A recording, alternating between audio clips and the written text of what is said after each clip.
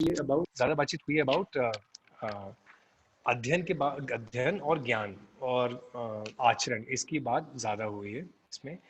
तो आज श्रवण देव हमारे साथ जुड़े हैं। काफ़ी लोग श्रवण देव से परिचित हैं ही।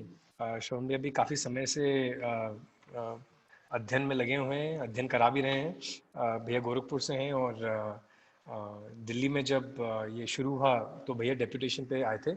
रवि प्रकाश सिन्हा भैया और श्रवण भैया 2 लोग यूपी से आए थे, क्योंकि इनका शिक्षा का भी एक्सपीरियंस है और इनका जीवन विद्या का भी काफ़ी गहरा एक्सपीरियंस था। तो श्रवण भैया has a very good balance की शिक्षा में क्या काम हो रहा है, पॉलिसी लेवल से टेक्स्ट बुक लेवल का उनका गहरा एक्सपीरियंस रहा है, प्लस जीवन विद्या का भी काफ़ी गहरे अध्येता रहे हैं, बहुत अच्छे प्रबोधक भी हैं।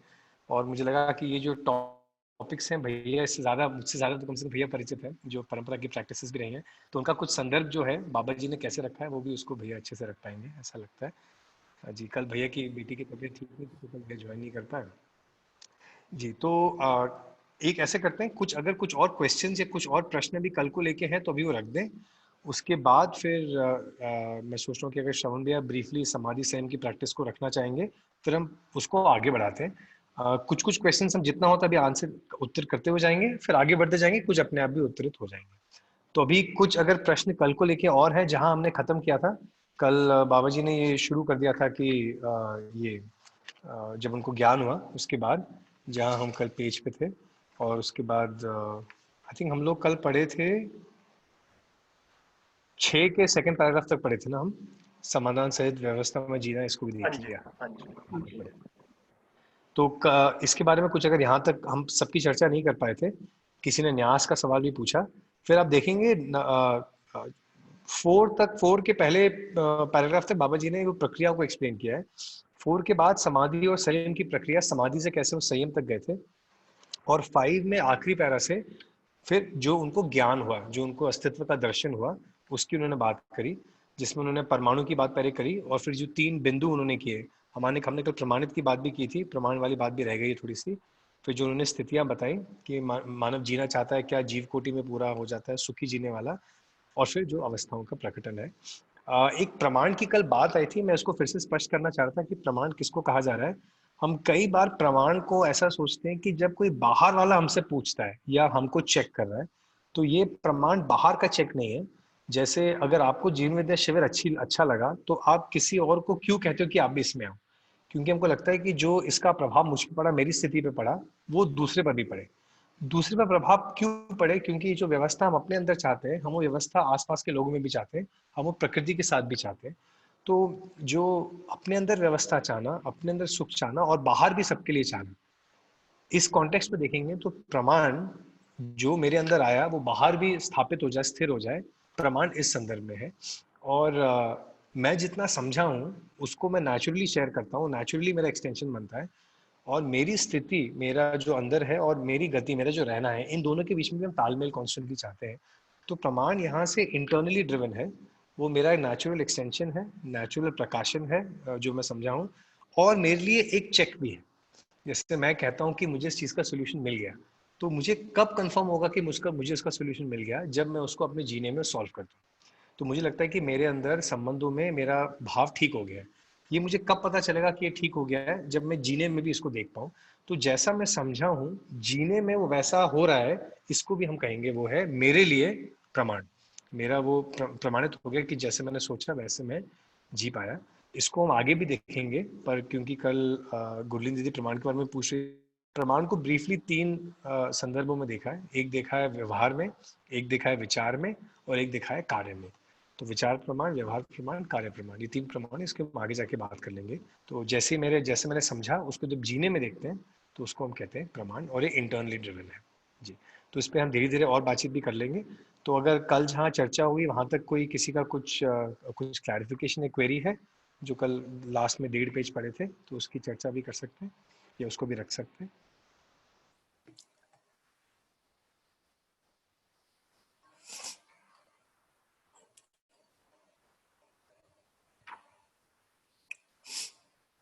ठीक है, मैं मान रहा हूँ कि अभी कुछ है नहीं, चैट पे भी शायद कुछ आया नहीं अभी। ठीक है। Ankit bhai, sorry, I was just trying to mute the background.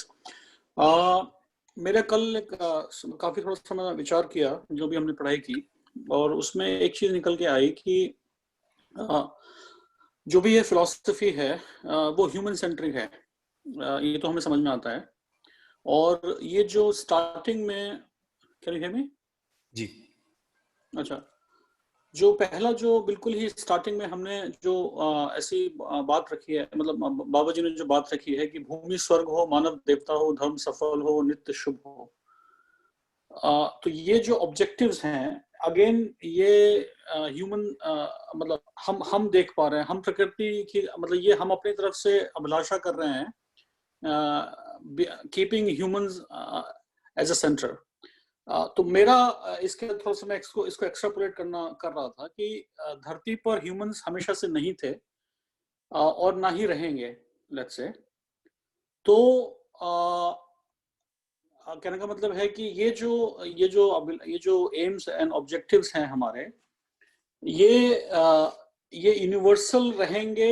मतलब मैं इनको यूनिवर्सलिटी के कॉन्टेक्स्ट में मैं समझना चाह रहा हूँ कि जब मानव नहीं है इस इक्वेशन में, तब भी ये सब चीजें कितनी सार्थक रहेंगी। जी भैया, तो भैया उस क्वेश्चन पे हम थोड़ी देर में भी आते हैं।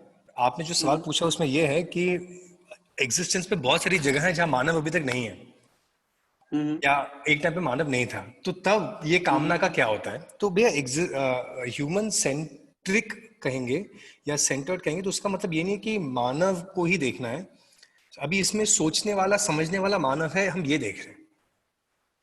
तो अभी अभी हम थोड़ा आगे पढ़ेंगे तो विल कम टू दैट कि बाकी सब चीज ऑलरेडी व्यवस्था में है, मानव को भी व्यवस्था में आना है।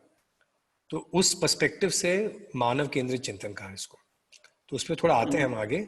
और सेकेंडली भी एक ओके। क्वेश्चन जिसपे हम आगे बात करेंगे, ये आता है कि एग्जिस्टेंस में ह्यूमन बीइंग का वो क्या है, उसका पर्पस क्या है, और अस्तित्व में भी अलग अलग अवस्था है, उनका भी पर्पस क्या है, क्या मानव का होना भी एक क्रम है या सिर्फ एक घटना है? तो ये चीज देखते हैं तो और चीजें साथ में कनेक्ट हो जाती है। तो हम तो अभी भी थोड़ा आगे अवस्थाएं जब निकलेंगे ना भैया, we will come to this. जी जी। पर जब हम मानव केंद्रित चिंतन कह रहे हैं, तब इसका ये नहीं है कि मानव को ही सोच रहे हैं, कह रहे हैं कि पूरे अस्तित्व को सोच रहे हैं, सह अस्तित्व को सोच रहे हैं। पर सोचने वाला, देखने वाला मानव है, ओके। ऑब्जर्व करने वाला ऑब्जर्वर जो है। जी मानव है। जी जी।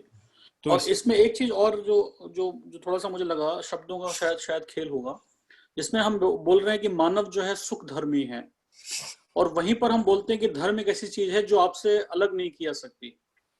तो अगर मानव सुख धर्मी है, इसको मैं ऐसे ही लिटरल मीनिंग्स में ले रहा हूं, तो सुख नहीं होना चाहिए मानव को। Are getting point? अभी आपके लिए। मतलब मानव से सुख अलग नहीं किया जा सकता, बिकॉज अगर वो सुख धर्मी है, अगर मैं इसको शब्दशः ऐसे ही लेता हूं, हाँ तो भैया, इसमें दुख दुख या इसमें ऐसे ले लीजिए कि मानव से सुख की इच्छा अलग नहीं की जा सकती, सुखी होने की कामना ओके अलग नहीं की जा सकती। वो स्थिति नहीं है, ओके ये भी वो स्थिति की कामना है। ओके। ठीक है भैया। Thank you. जी। जी, तो श्रवण भैया, कल समाधि को, संयम को लेके कुछ प्रश्न आए थे, मुझे पता नहीं आप ग्रुप में भी कुछ देख पाए कि नहीं देख पाए। कुछ न्यास के भी आए भैया, कुछ प्रश्न हैं, उसको मैं पढ़ देता हूँ। अगर मुझे लगा श्रवण भैया थोड़ा सा इसको ये दे दें। और भैया श्रवण भैया, मुझे लगता है कि ये भी अगर थोड़ा आप संदर्भ रख पाएं कि अभी जब हम समाधि संयम की प्रक्रिया को देख रहे हैं, तो बाबा जी ने इसको कैसे देखा, तो हम किताब में भी इसको कैसे देखें, और क्यों बाबा जी ने इसको संक्षिप्त रखा है, मतलब डिटेल इसको नहीं किया, उसको भी हम समझ लें। और जैसे जैसे आगे जाएंगे, अभी आप देखेंगे समाधि संयम कम है, उसके आगे ज्ञान ज्यादा है। भैया जो कुछ प्रश्न है श्रवण भैया, मैं पढ़ लेता हूँ भैया, आप देखिएगा भैया। एक आया है कि समाधि क्या है और क्या उपासना है वो।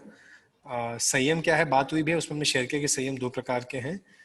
अ, क्या सुखी होना, प्रमाणित होना, ये मानव अवस्था में ही है, बाकियों में नहीं होता है क्या ये? और मेधस तंत्र क्या है, इस पे भी थोड़ा हम आ ही जाएंगे आगे। और न्यास क्या है, is it to feel God in our self? तो कल हमने जो पठन किया था भैया, उसमें न्यास समाधि संयम आए थे। मुझे लगा श्रवण भी इस पे कुछ रख दें, कुछ बिंदु, और फिर हम आगे बढ़ सकते हैं। जी भैया। जी नमस्ते। मेरी आवाज आ रही है? क्योंकि मुझे लग रहा नेटवर्क कट रहा है कुछ। अच्छे अभी से आ रही आ है रही भैया। आवाज मेरी? जी भैया। अच्छा। तो एक तो सभी का स्वागत है, सभी को नमस्कार। मैं अमिता ठाकुर को देख पा रहा, शिविर में हमारी मुलाकात हुई थी, गुजरात से ही शायद जुड़ी होंगी, फोटो उनकी दिख रही है। उमेश भैया, उमेश सक्सेना जी तो खैर पिछली बार भी जुड़े थे, हापुड़ में मुलाकात है मुंबई से, तो सब है। विनीता दीदी भी है। तो इसमें जो एक तो जो समाधि, संयम इत्यादि के बारे में बाबा जी कम बोले हैं या लिखे हैं, इसलिए भी कम बोले और लिखे हैं, उसके लिए पतंजलि योग सूत्र उपलब्ध है, हम पढ़ सकते हैं। जब हम पतंजलि योग सूत्र पढ़ेंगे तो जो 4 पाद ये हैं, समाधि पाद, साधन पाद, विभूति पाद, कैवल्य पाद, तो उसमें जो विभूति पाद है उसमें जो है संयम क्रिया का वर्णन है, 55 उसमें श्लोक दिए गए हैं। उसमें संयम कहा गया कि जो श्रवण भैया आप अपना वीडियो ऑफ कर दीजिए भैया, ऑडियो बीच में कट रहा है थोड़ा सा। धारणा ध्यान। श्रवण भैया आप अपना वीडियो ऑफ कर लीजिए भैया, थोड़ा ऑडियो कट रहा है। जी जी जी, अब आ रही आवाज? जी भैया अब आ रही है साफ? हाँ, तो उसमें जो है, जो विभूति पाद नाम का जो तीसरा अध्याय है, उसमें संयम क्रिया का वर्णन है कि धारणा ध्यान समाधि को एकत्रित करके, सम्मिश्रण करके जब हम किसी चीज पे एकत्रित कर देते हैं तो वो उसको संयम क्रिया बोला है, उससे हमको कोई उपलब्धि हो जाती है। हेलो जी भैया, थोड़ा कट रहा है भैया बीच में। जी मेरी आवाज कट रही है क्या? हाँ भैया, अभी थोड़ी कटी है, पूरी नहीं कटी।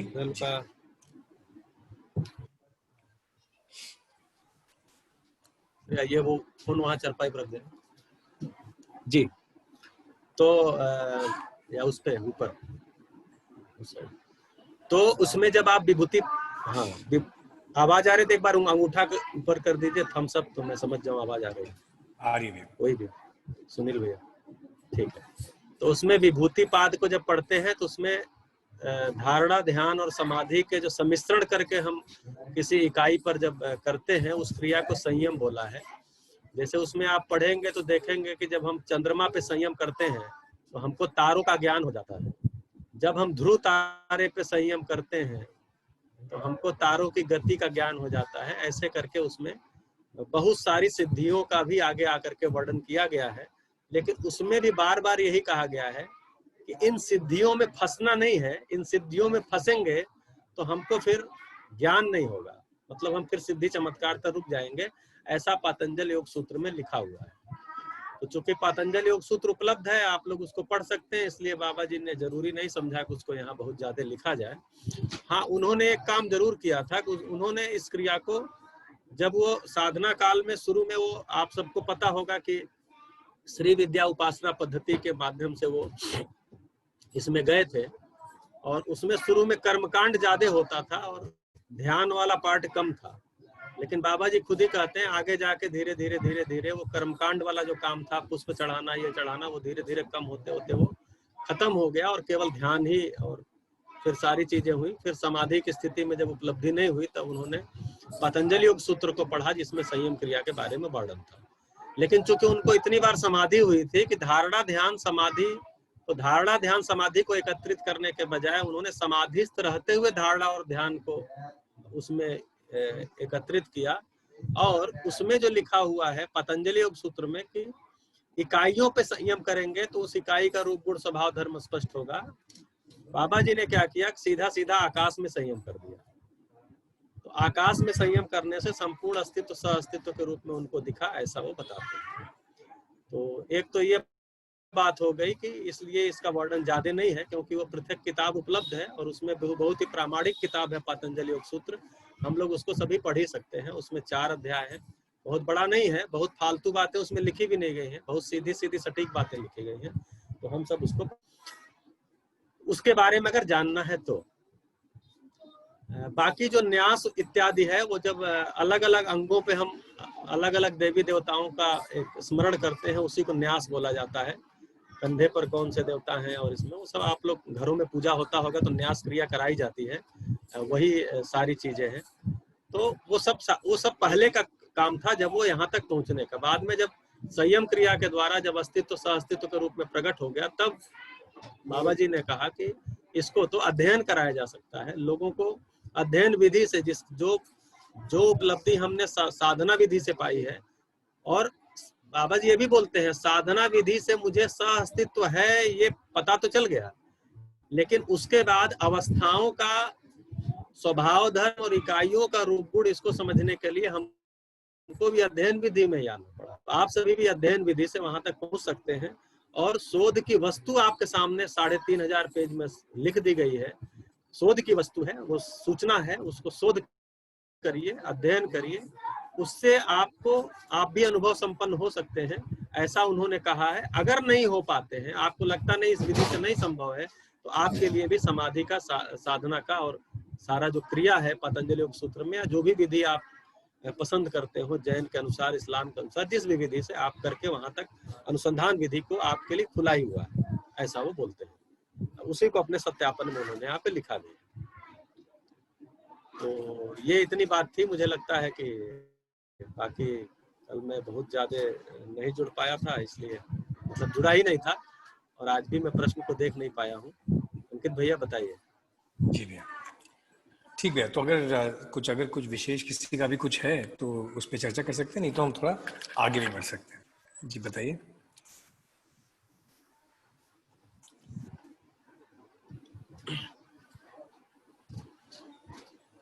ठीक, तो आगे बढ़ते हैं फिर, जो कल चर्चा चल रही थी, और धीरे धीरे कुछ चीजें क्लियर भी होती जाएंगी। तो मेरा प्रस्ताव एक बात मैं भैया थोड़ा जोड़ूंगा, जो रजत भाई ने अभी प्रश्न किया था कि आदमी इस धरती पे नहीं था और आदमी इस धरती पे आगे नहीं रहेगा। आगे तो आप उसको कहेंगे, केवल 1-2 लाइन मुझे बोलना था कि कौन सी ऐसी आज के स्थिति में, जब इस धरती पर इवोल्यूशन क्रम में आदमी बन चुका है, तो कौन सी ऐसी स्थिति होगी जब आदमी नहीं रहेगा?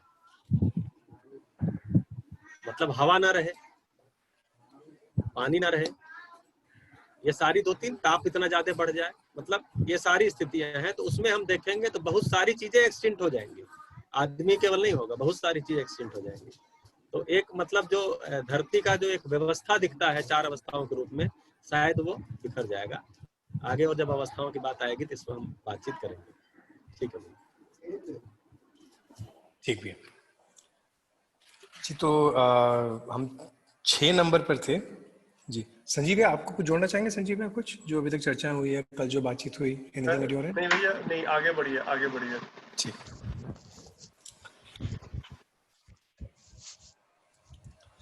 तो 6 नंबर से शुरू कर सकते हैं। ये बात हमने कल कर ली थी कि ये 3 बातें आई थी कि जीवन जीना चाहता है, जो 6 पेज के पहले इस पे है, और जीने के साथ साथ सुखी होना चाहता है, और सुखी होने के साथ साथ प्रमाणित होना चाहता है। और तो मेरा प्रस्ताव है कि ये 3 स्थितियां यहाँ से हम पढ़ना शुरू करते हैं, इसके आगे पढ़ते हैं इसको। तो ये अच्छा रहेगा कि हर दिन कोई नए लोग भी पढ़ें, तो कुछ सेशंस में सभी लोग पढ़ भी लेंगे, सबका परिचय भी हो जाएगा। अपना नाम बस बोल दीजिएगा पढ़ने से पहले जी।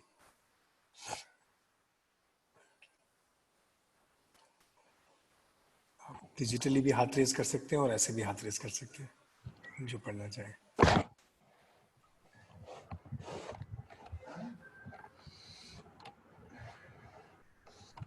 मैं शुरू करूं?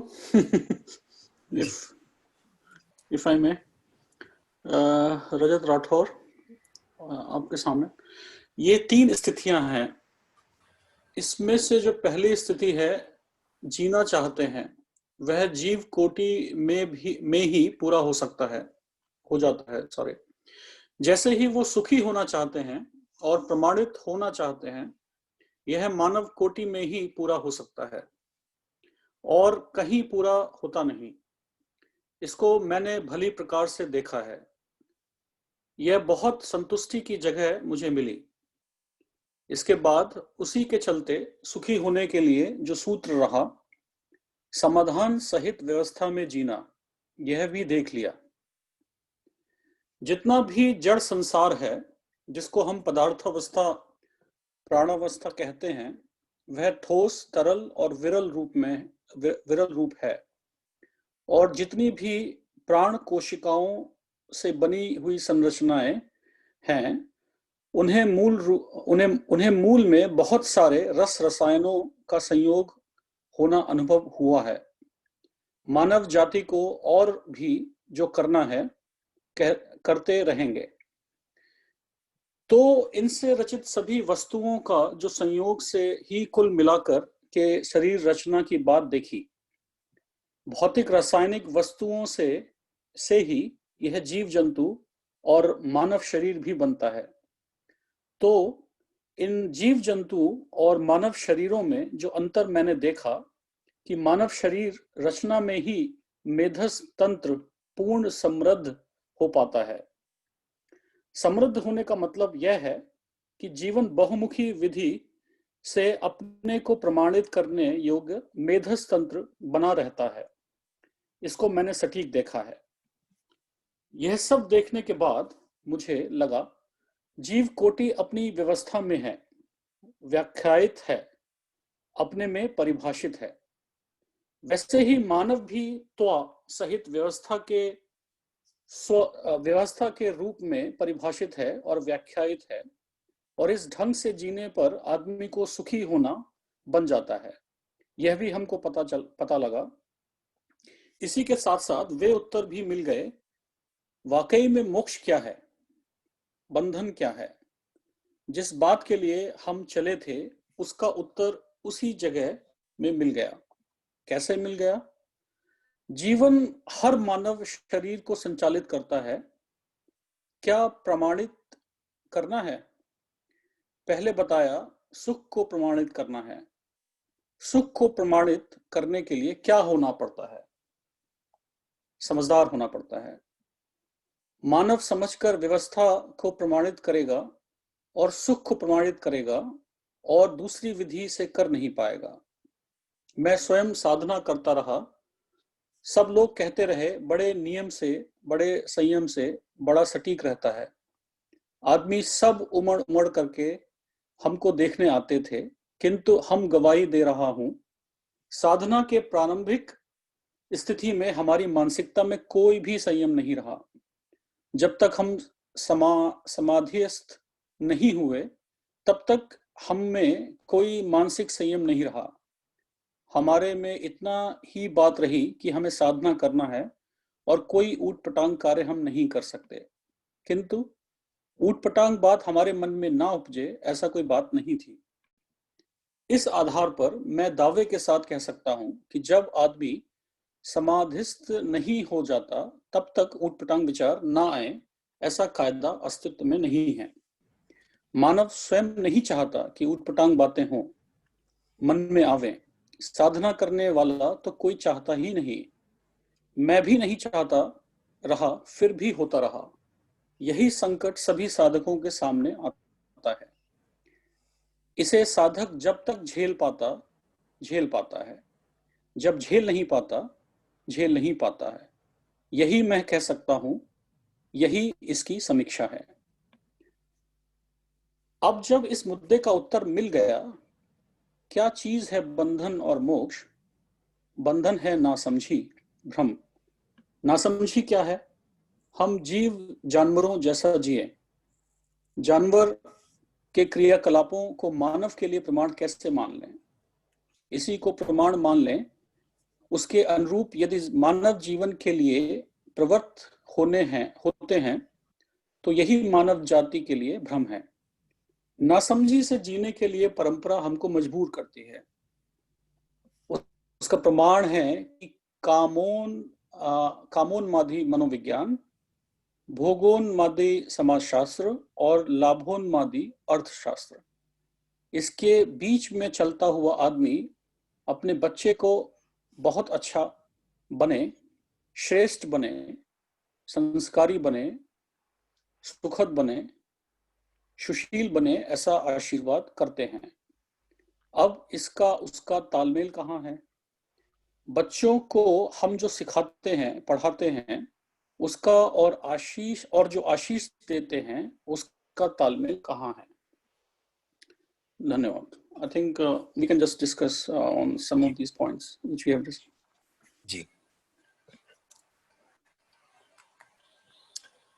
जी, तो इसमें वो 3 स्थितियों से शुरू हुआ और फिर अवस्थाओं की बात हुई और उसके बाद बंधन मोक्ष को बाबा जी ने एलैबोरेट किया। तो थोड़ा एक बार पहले कुछ क्वेश्चन या क्लैरिफिकेशन से शुरू करते हैं।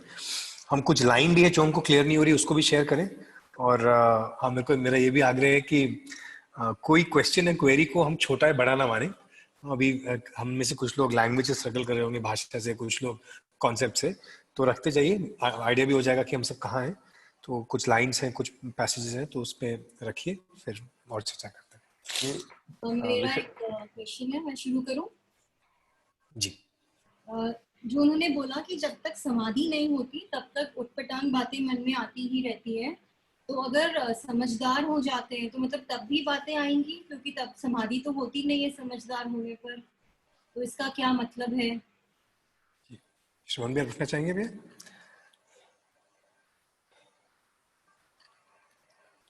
श्रवण भैया, भैया है अभी? दीदी समझदार से आशय क्या है? समझदार जो उनका दर्शन समझने से या मतलब समाधान होने से, तो मगर समाधि तो नहीं होती, तो वो कहते हैं जब तक समाधिस्थ नहीं तब तक उटपटांग विचार ना आए, ऐसा कोई कायदा अस्तित्व में नहीं है। तो इसको थोड़ा सा समझाइए।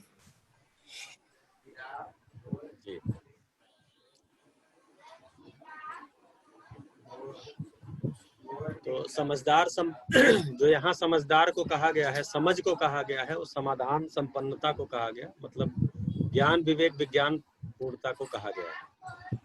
तो ज्ञान मतलब अस्तित्व दर्शन ज्ञान, जीवन ज्ञान, मानवीयता पूर्ण आचरण ज्ञान, और विवेक और ज्ञान संपन्न होते हैं तो उसको समझदारी की स्थिति कहा गया है। यहाँ पर क्या है, ये जो साधना विधि से जो पहुंचने की बात कर रहे हैं, उसमें कह रहे हैं कि जब तक मेरे में ऊट पटांग तब तक आता रहा जब तक कि मैं समाधिस्थ नहीं हो गया। तो जब तक समाधि की स्थिति नहीं हुई तब तक कोई ऊट पटांग मेरे में विचार नहीं आया, ऐसा संभव नहीं हुआ। ये अनुसंधान विधि में कहा गया। यहाँ पर क्या कहा गया कि जब तक हम ज्ञान संपन्न नहीं हो जाएंगे, अभी अगर उसको यहाँ से रिलेट करते हैं, जब तक हम ज्ञान संपन्न नहीं हो जाएंगे, मैं क्या हूँ, मैं क्यों हूँ, मैं कैसे हूँ, संबंध क्या है, संबंध क्यों है, कैसे है, अस्तित्व क्या है, अस्तित्व क्यों है, कैसे है, ये सारे का उत्तर हो जाने के बाद, जिसको समाधान की स्थिति कहते हैं, फिर मेरे में ऊट पटांग की जगह नहीं बचती ना। मतलब अगर हमारा कमरा व्यवस्थित हो गया है, सोफा जहाँ है वहां है, बेड जहाँ है वहां है। हेलो जी भैया, आवाज आ रही है? नहीं, स्क्रीन चला गया जी। तो जहां पर हर चीजें जहां है वहां व्यवस्थित हो चुकी है, तब फिर ऊट पटांग नहीं रहेगा ना, फिर एक चित्रण व्यवस्थित ही रहेगा। तो यहाँ पर जब इस अध्ययन विधि में इसको देखेंगे तो फिर उस स्थिति को बोल रहे हैं जो कि ज्ञान संपन्नता की स्थिति है। और यहाँ बाबा जी ने वर्णन किया है, जब वो साधना विधि से अनुसंधान कर रहे थे, उस स्थिति का वर्णन कर रहे थे, जब तक मैं समाधिस्थ नहीं हो गया, मतलब बोल रहे हैं ना कि साधारण मैं दावे के साथ कह सकता हूँ, जब तक आदमी समाधिस्थ नहीं हो जाता तब तक ऊट पटांग विचार ना आए, ऐसा कोई कायदा अस्तित्व में नहीं है। अगर हम अध्ययन क्रम में देखते हैं तो अध्ययन क्रम में समाधि का मतलब यही हुआ, रूप गुण स्वभाव धर्म को पहचान लेने के बाद ऊट पटांग किसी भी, जैसे मैं आपको पहचान गया, अब आपके बारे में ऊट पटांग कुछ आना नहीं है। मैं अस्तित्व को पहचान गया, अस्तित्व के बारे में ऊट पटांग आना नहीं है। मैं स्वयं को पहचान गया, मैं जीवन हूँ, शरीर को चलाता हूँ, समाधान मेरी प्यास है, सुखी होना चाहता हूँ, इसके लिए मैं विश्वास सम्मान पूर्वक जीना चाहता हूँ, संबंध में उसका अभ्यास करना, मतलब ये सारा चीजें स्पष्ट हो जाने के बाद से ऊट पटांग क्या आएगा, मतलब आप तो फिर मैं पर पीड़ात्मक व्यवहार, मेरा फिर दयापूर्ण व्यवहार हो जाएगा ना। आपके किसी गलती को मैं गलती के रूप में देख पाऊंगा। अभी क्या है, अभी मैं किसी की गलती को गलती के रूप में नहीं देखता हूँ। अभी मैं ये देखता हूँ इसने गलती किया क्यों है, और इसने जानबूझ के किया है, इसने परेशान होने के लिए किया, मतलब बहुत सारी चीजें ऊट पटांग आती है हमारी।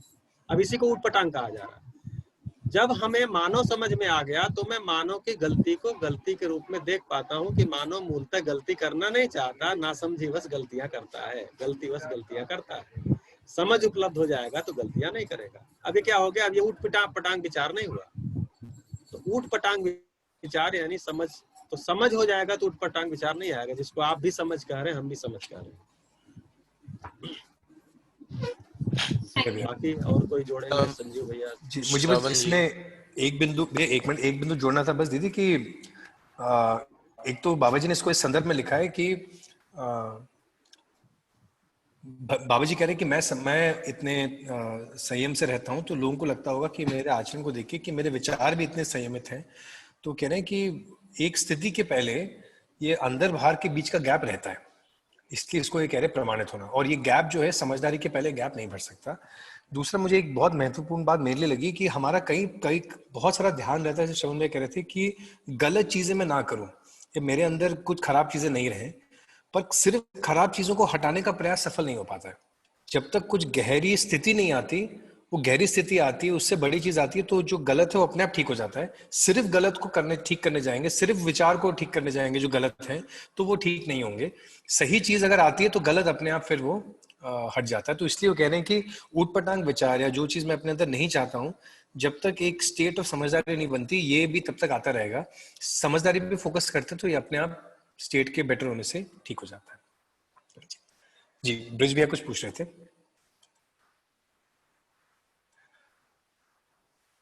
पर क्या अंकित भैया इसमें समाधि के साथ क्या कनेक्ट नहीं करा? संयम के साथ ज्यादा लग रहा है, समाधि से कनेक्ट कर रहे हैं वो। आई थिंक ये बहुत कॉन्टेक्चुअल है एक्चुअली, क्योंकि बातचीत अभी समाधि की चल रही है and he is referring to the state when people observed him during samadhi. तो क्या बस उसी इसलिए समाधि वर्ड का आया है। आई थिंक समाधिस जब कह रहे हैं उसमें तब एक इंटरनल स्टेट ऑफ थॉट्स का अलाइनमेंट उस स्टेट को कह रहे हैं। तो ये भी कॉन्टेक्स्ट क्योंकि समाधि के टाइम का है तो इसलिए समाधि वर्ड आया है, पर इसको अगर हम हटा के यूनिवर्सली देखें तो वही है कि समझदारी के बिना विचारों का बैलेंस होना नहीं होता।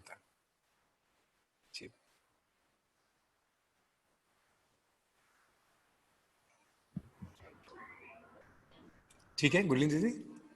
हाँ जी, हाँ जी जी। और कुछ लोग कुछ पूछ रहे थे। यहाँ पे 3 चीजें हैं, कामोन्मादी मनोविज्ञान और भोगोन्मादी समाजशास्त्र। इस पर थोड़ा सा टिप्पणी करना चाहेंगे। जी Sanjeev would like to share.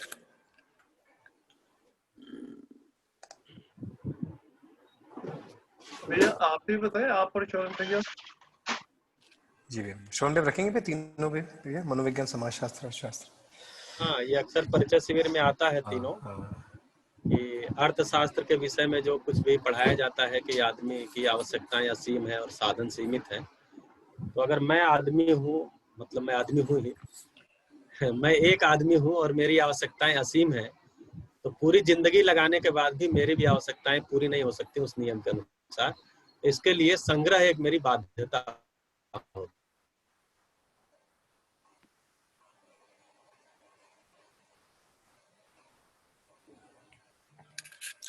आवाज नहीं आ रही भैया, आपकी आवाज चली गई।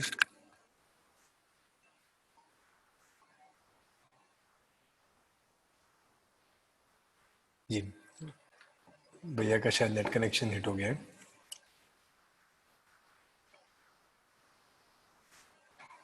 जी भैया हेलो। जी जी अगर शोन भैया आ जाते तो कंटिन्यू करेंगे, तब तक मैं रखता हूँ। तो ये 3 हम देख सकते हैं, कामोन्मादी मनोविज्ञान जिसको साइकोलॉजी कह रहे हैं, भोगोन्मादी समाजशास्त्र सोशियोलॉजी और लाभोन्मादी अर्थशास्त्र। तो कामोन्मादी मनोविज्ञान ये कहेंगे कि साइकोलॉजी का बेसिस क्या है। तो काम को उसका एक बेस माना, अंडरस्टैंडिंग ऑफ ह्यूमन साइकोलॉजी को। समाजशास्त्र को का बेसिस क्या है कि मानव भोग करना चाहता है, फंडामेंटली मानव को भोग करना है, उसको कंज्यूम करना है, वो मटेरियलिस्ट है और उस वही उसकी लाइफ को अगर ऑब्जेक्टिव रहता है तो समाजशास्त्र को कैसे देखते हैं। और जो इकोनॉमिक्स है उसका बेसिस क्या है, उसका बेसिस है लाभ या उसका बेसिस है प्रॉफिट। तो ये 3 उन्माद बाबा जी बताते जो परिचय शिविर में कई बार होता है। उन्माद मतलब किसी चीज का ओवर वैल्यूएशन और उसके पीछे एक तरीके का पागलपन होना, एक तरीके का मैडनेस होना उसको पाने के लिए। तो सेंसस की तरफ का जो उन्माद है, इंद्रियों का जो संवेदनाओं को सुख पहुंचाने का, जो कंज्यूमरिज्म भोग की तरफ का उन्माद है, और जो लाभ प्रॉफिट की तरफ जो उन्माद है। तो ये 3 उन्माद हमको दिखते हैं। तो बाबा जी कह रहे हैं कि जो नासमझी है, जो नासमझी का मतलब क्या हुआ, जैसा अस्तित्व वैसा उसको नहीं देख पाना। मैं जीवन हूं कि शरीर हूं ये भी नहीं देख पाना। अभी आगे जाके हम उसको अगले पेजेस में कुछ करेंगे। अगर मैं अपने आप को शरीर मानता हूँ तो मुझे लगता है कि शरीर में संवेदनाओं को पूरा करना और शरीर की सुविधा करना यही मेरा सुख है। ये नासमझी हो जाती है। तो जीवन को की जो नीड्स हैं, विश्वास, सम्मान की, सुख की, समाधान की, ये समझ नहीं आता। शरीर की आवश्यकता ही मेरा सुख दिखता है। तो इसमें हम बढ़ना शुरू करते हैं। इसको हमने कर भी लिया और जब हम करने जाते हैं तो फिर हमको दिखता है कि साइकोलॉजी, मनोविज्ञान जो पूरा है, मानव की समझ अगर करनी है, उसके अंदर इच्छा क्या है, विचार क्या है, तो वो काम से उसकी सबसे बड़ी थियरीज अभी आई हैं। समाजशास्त्र में कंज्यूमरिज्म या भोग की सबसे ज्यादा अभी उसका प्रचलन है, और इकोनॉमिक्स बेस्ड अराउंड प्रॉफिट है। तो ये 3 उन्माद हैं जो बाबा जी कह रहे हैं, जिसके आधार पे अभी हम जी रहे हैं। ये नासमझी की सोसाइटी का एक प्रकाशन है, एक मैनिफेस्टेशन है। तो इसलिए नासमझी को भी बोला कि क्या है, जीव जानवरों जैसा जिए। जीव जानवरों जैसे जिए का मतलब ये नहीं कि जीव जानवर खराब जी रहे हैं, पर जीव जानवर अपनी व्यवस्था में अपने हिसाब से जी रहे हैं।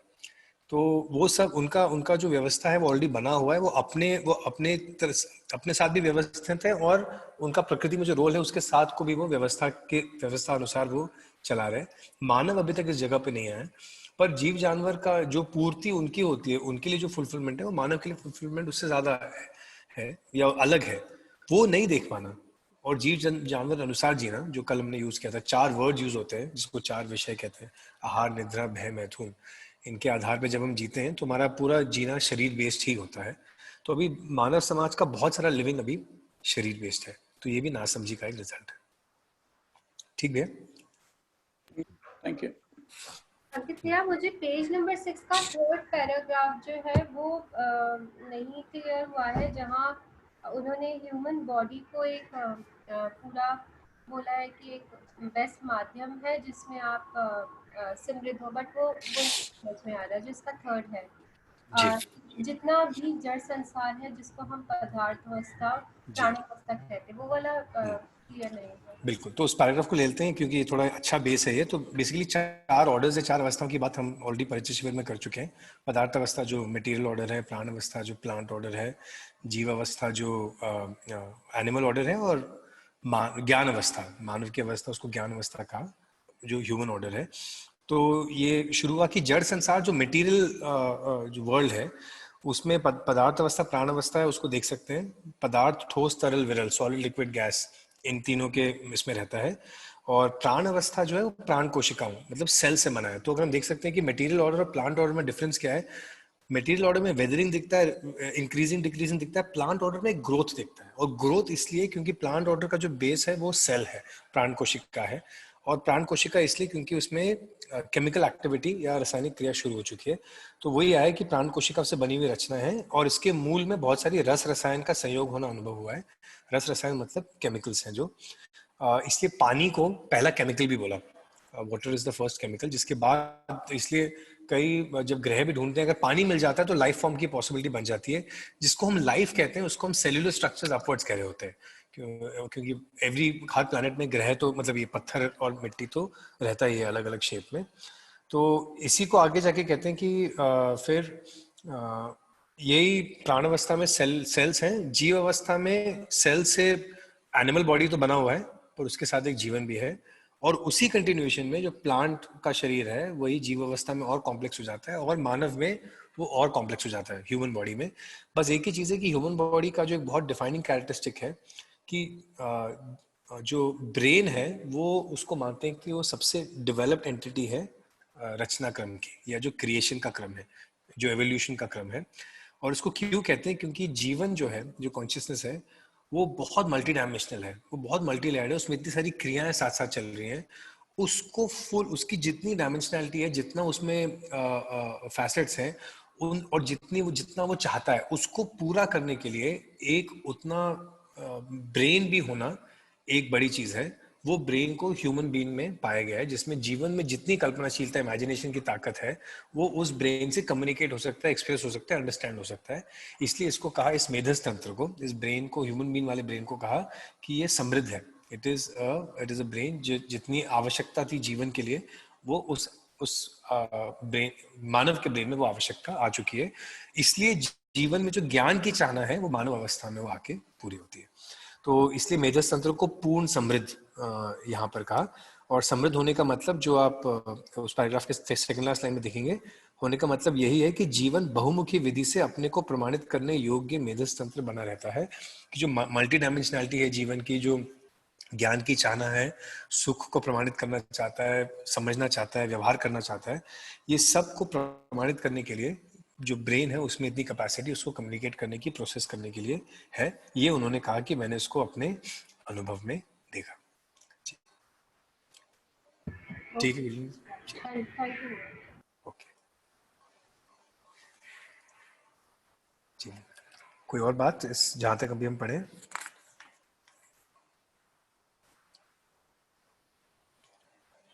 श्रवण में, संजीव में से कुछ जोड़ना चाहेंगे इसमें?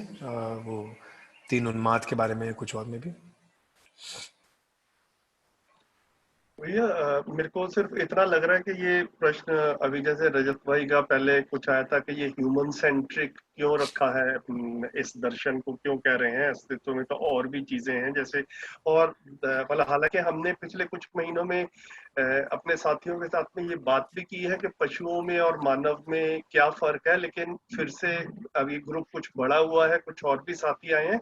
मुझे लग रहा है संक्षेप में एक इस चीज को रख दें, क्योंकि काफी बार ऐसा एक हल्का सा कंफ्यूजन रहता है कि ह्यूमन बीइंग भी जो है वो एनिमल्स जैसा ही है ना। एनिमल्स के भी बच्चे होते हैं, है ना, वो अपने बच्चों को ध्यान रखते हैं, जो बच्चे के मम्मी पापा हैं एनिमल किंगडम में, ह्यूमन बीइंग्स भी ऐसा रखते हैं, उनमें भी हमको संवेदनाएं दिखती हैं, प्यार दिखता है, ह्यूमन बीइंग्स में भी दिखता है।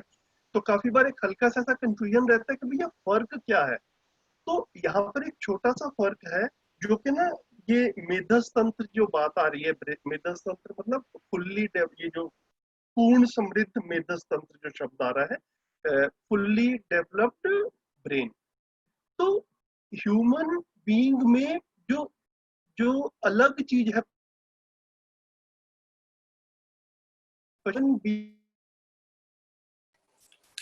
है और समझ भी सकता है। ये जो है ना, ये एक डिस्टिंक्शन है ह्यूमन बीइंग्स की एज कंपेयर टू पशु पक्षियों से, जो जीवावस्था की इकाइयां हैं। मतलब हमने अपने आसपास पशु पक्षी भी देखे हैं, बचपन से देख ही रहे हैं, और हजारों साल से इतिहास में भी और लोगों ने भी जो पहले आए थे उन्होंने भी देखा। तो पशु पक्षी जैसे कि ह्यूमन बीइंग्स ने सुखी होने के लिए अपना ऐसा सोचा कि घर एक जगह से दूसरी जगह जाना होता है तो संजीव भैया प्लीज पुट और ऑफ योर वीडियो। संजीव भैया अपना वीडियो ऑफ कर दीजिए, आवाज कट रही थी, तो आवाज स्पष्ट आ जाएगी। तो ह्यूमन बीइंग्स का जीना जो है ना, वो समय के साथ साथ इवॉल्व होता हुआ दिख रहा है, बेटर होता हुआ दिख रहा है, जो कि पशु पक्षियों में नहीं दिखता। पशु पक्षियों में देखे तो हजारों साल पहले भी पशु पक्षी जो थे, अगर पेड़ पे घोंसला बनाते थे तो जैसा बनाते थे आज भी वैसा ही बना रहे हैं। तो उनमें वो वाली कैपेसिटी किसी भी तरीके से प्रत्यक्ष नहीं दिखती हमको कि भैया वहां पर जो है वो इससे ज्यादा कुछ सोच पा रहे हैं, है ना। ह्यूमन बीइंग सोलर सिस्टम को स्टडी कर रहा है, स्पेस में जाता है, कोई भी पशु पक्षी वहां पर जाते हुए नहीं देखता। तो ह्यूमन बीइंग्स जो है ये इस चीज को ध्यान में रखना है, पूरे अस्तित्व को समझना चाहता है और पूरा अस्तित्व समझने में सक्षम है। ये जो है ना, ये ह्यूमन बीइंग्स का एक डिस्टिंक्शन है। और क्योंकि पूरा अस्तित्व समझ सकता है, इसलिए ये सारी की सारी बात जो है ये ह्यूमन सेंट्रिक ही है। पशु पक्षी ने किसी ने अस्तित्व को समझना नहीं है और उनमें ये क्षमता भी नहीं है। और इसके लिए जो ब्रेन है, ये एक मेन फैक्टर जो है ये यहाँ पर ध्यान आकर्षित किया गया। इतना ही भैया मेरे को ऐड करना। थैंक यू संजीव भाई।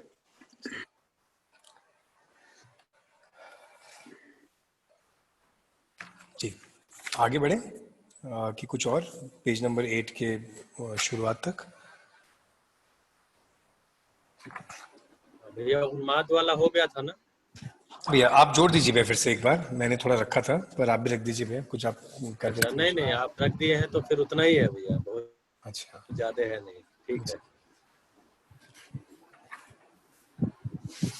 जी। तो आई थिंक 8 नंबर हो गया था हाँ भैया वैसा दिखा। तो 8 नंबर पे हम इस बात पे आ गए कि कामना के लेवल पे तो मानव चाहता है कि बच्चा मेरा अच्छा बने, ये बने वो बने, पर जो उसको हम दे रहे हैं समाज में जीने में, वो क्या है। तो दोनों के बीच में एक गैप है।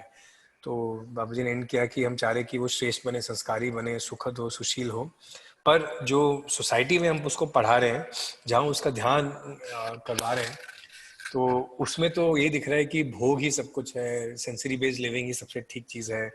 तो कई बार ना शिविरों में कई लोग शेयर करते हैं, जो मुझे बात लगता है शेयर करना जरूरी है, कि सब कहते हैं देखो यार यंग लोग आजकल कुछ नहीं करते, मोबाइल पे बात करते रहते हैं, मॉल में घूमते रहते हैं। तो मुझे ये भी लगता है कि उनको दिखने में भी क्या मिला, उनको क्या संबंधों में तृप्ति दिखी परिवारों में, तो उनको शायद नहीं दिखी।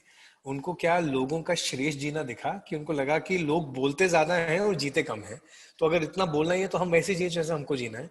तो उनको भी इंस्पिरेशन मिली कि सिर्फ इंस्ट्रक्शन मिले, है ना। उनको जीने में वो खुशी लोगों में दिखी, कि उनको लोग दिखे कि लोग बोल रहे तुम खुश रहो और खुद खुश नहीं है। तो आई फील कि उनको अगर इतने एवेन्यू सुख के नहीं दिखे, कोई गहरा लक्ष्य नहीं दिखा, संबंधों में तृप्ति नहीं दिखी, उनको अगर परिवार में लोग लड़ते झगड़ते दिखे पर साथ रहते हुए दिखे, तो उनके लिए क्या रह जाता है कि शायद सिर्फ सेंसेस या संवेदना ही है जिससे सुख है। तो उनके पास भी कंक्लूजन समाज में आ जाता है। तो इसलिए हम कामना कर रहे हैं अच्छे समाज की, लोगों को आशीर्वाद वैसे दे रहे हैं, पर जो हमने व्यवस्था बनाई उसमें तो वो अव्यवस्था आ रही है। तो ये जो गैप है, ये हम इंडिविजुअली अपने अंदर भी फेस करते हैं और इसको सफर हम समाज के रूप में भी करते हैं। चलिए आगे बढ़ते हैं पेज नंबर 8 से। अब पहला प्रश्न बंधन और मोक्ष का था, तो उसमें डिफाइन हो गया कि बंधन है ना समझी। बंधन को क्यों कहा ना समझी, क्योंकि जब मैं समझदार नहीं हूं तो रिजल्ट मेरे हाथ में नहीं है। मैं सुखी होना चाहता हूं पर मैं नहीं हो सकता, क्योंकि मैं मान्यता से ग्रसित हूं। I am restricted by my assumptions. मैं वास्तविकता को नहीं देख पा रहा हूं जैसी है, तो मेरा जीना, मेरे एक्शंस, मेरे विचार जैसे सुखी होने के नियम के अनुसार नहीं है, अस्तित्व के अनुसार नहीं है, तो उसमें मैं सुखी नहीं हो पाता। ये बंधन है। जब मैं अस्तित्व जैसा इसको देख लेता हूँ, उसके नियम अनुसार जीता हूँ, तो अपने आप को भी सुखी कर पाता हूँ, बाहर भी व्यवस्था ला पाता हूँ, उसको कहा मोक्ष। तो ज्ञान को यहाँ मोक्ष कहा और नासमझी को बंधन। जी 8 पे चलते हैं अभी, दूसरा प्रश्न राष्ट्रीय चरित्र पर। आई थिंक हैंड रेज हुआ था। हाँ जी, हाँ जी, प्लीज शुरू कर दीजिए। मैं करूं? जी बोलिए। दूसरा प्रश्न राष्ट्रीय चरित्र, उसका भी उत्तर मिल गया। क्या मिल गया? अस्तित्व में हर एक अपने स्वसहित व्यवस्था में है, समग्र व्यवस्था में भागीदारी करता है। ये चीज मानव में भी आने के लिए रास्ता मिल गया। मानव की परिभाषा मिल गई। मानवता जागृत मानव का कार्य व्यवहार का स्वरूप है। उस कार्य व्यवहार को हम सूत्रित करते हैं, व्यवहार में व्याख्यात करते हैं। यही समाजशास्त्र या संविधान कहलाता है। मानव के आचरण को बोध कराना ही समाजशास्त्र का मूल वस्तु है। ये हमको समझ में आ गया। इस ढंग से दोनों मुद्दों पर हमको उत्तर मिल गया कि मानवीय चरित्र संहिता होगी संविधान से। संविधान के रूप में हम राष्ट्रीय चरित्र को पहचान सकेंगे। इसके बाद हम भ्रम मुक्त हो जाए तो मानव की तरह जिया जाए, यही भ्रम से मुक्ति है, मोक्ष है। ना बर्फ को पत्थर बनाना, ना पत्थर को पानी बनाना, ना किसी को रूढ़िगत आशीर्वाद देना है, ना कोई चमत्कार करना, ना कोई सिद्धि दिखानी। अस्तित्व में ना कोई सिद्धि है, ना कोई चमत्कार है। इसको हम सटीकता से देखा है। शाप और अनुग्रह के बीच कराहता हुआ आदमी आज भी करोड़ों करोड़ों है। तो इसका एक ही उत्तर है, जिस क्षण से हम आप जागृति की दिशा में एक भी कदम बढ़ाते हैं, उसी मुहूर्त में संपूर्ण शाप, ताप, पाप तीनों ध्वस्त हो जाता है। इनका कोई कलंक नहीं रह जाता। वह कैसे इसका उत्तर गणितीय विधि से इस प्रकार दिया, जैसे हम गणित को 1000 बार गलत किए रहते हैं, किंतु जब सही करना आ जाता है तो जीवन भर के लिए सही हो जाता है। जब तक गलती करते रहते हैं, तब तक एक बार जो गलती करते हैं वो दोबारा वो गलती करते हैं नहीं, दूसरी ही करते हैं। उसको भी हम घटना के रूप में देख सकते हैं। यदि करोड़ों बच्चों के लिए गणित का प्रश्न दिया जाए, सही उत्तर देते हैं तो सबका एक ही होता है, गलत होते हैं तो करोड़ों होते हैं। हर सामान्य व्यक्ति को इसका सर्वेक्षण कर सकता है। इस ढंग से हम एक और सूत्र पाए हैं, हम मानव सही में एक हैं, गलती में अनेक हैं। जब अस्तित्व को देखा, महिमा संपन्न एक सूत्र हमको मिला। अस्तित्व में दो ही प्रजाति की वस्तु है। पहली एक एक के रूप में जिन्हें गिन सकते हैं, जिसको प्रकृति कहा जाता है। दूसरा जो सर्वत्र फैला हुआ है, इसको व्यक्ति एक क्षण में समझ सकता है। प्रत्येक एक एक वस्तु एक दूसरी वस्तु से भीगा है, गिरा है, डूबा है। इसे व्यापक कह सकते हैं। एक एक वस्तु दो प्रजाति की है, एक जड़, दूसरा चैतन्य। चैतन्य वस्तु का मतलब है जीव कोटि, मानव कोटि, और जड़ वस्तु का मतलब है पदार्थ अवस्था, प्राण अवस्था। इसमें सभी खनिज, मिट्टी, धातु तथा प्राण कोशाओं से बनने बिगड़ने वाली वस्तुएं हैं। ये जितने भी वस्तुएं हैं, व्यापक वस्तु में भीगी हैं, गिरी हैं और डूबी ही हैं। इसको मैंने सटीकता से देखा है। व्यापक वस्तु से एक एक वस्तु अलग होने का अस्तित्व में कोई प्रावधान नहीं है। अस्तित्व में जिसका प्रावधान नहीं है, मानव उसे पैदा नहीं कर सकता। अस्तित्व में जो भी प्रावधान है, उसकी उपयोगिता को छोड़कर दुरुपयोगिता की ओर मानव कुछ भी उपलब्धि करता है तो सिवाय बर्बादी और कुछ हाथ नहीं लगता नहीं है। जैसे युद्ध के लिए हमने बहुत सारी चीजें उपयोग किया, इससे धरती और मानव को बर्बाद करने के अलावा दूसरा हम कुछ नहीं कर पाए। शायद यह सारे वैज्ञानिकों को धीरे धीरे समझ में आ रहा है। यदि यह पहले समझ में आ जाता तो मानव समृद्ध व सुखी हो सकते थे। अनेक घाट घाट के बाद नदी समुद्र में आती है। शायद नियति यही रही हो। पहले रहस्यमय यानी आदर्शवाद के बीच आदमी को आना पड़ा, स्वीकारना पड़ा, जिससे जो राहत मिला वह मानव को पर्याप्त नहीं हुआ।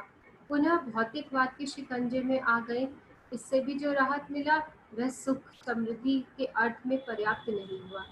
आज जो दर्द है यह उसकी बात है। दोनों जगह से हम पूर्ण राहत नहीं पाए। स्वाभाविक है तीसरी आगे सीढ़ी की जरूरत है। और आगे पढ़ना है।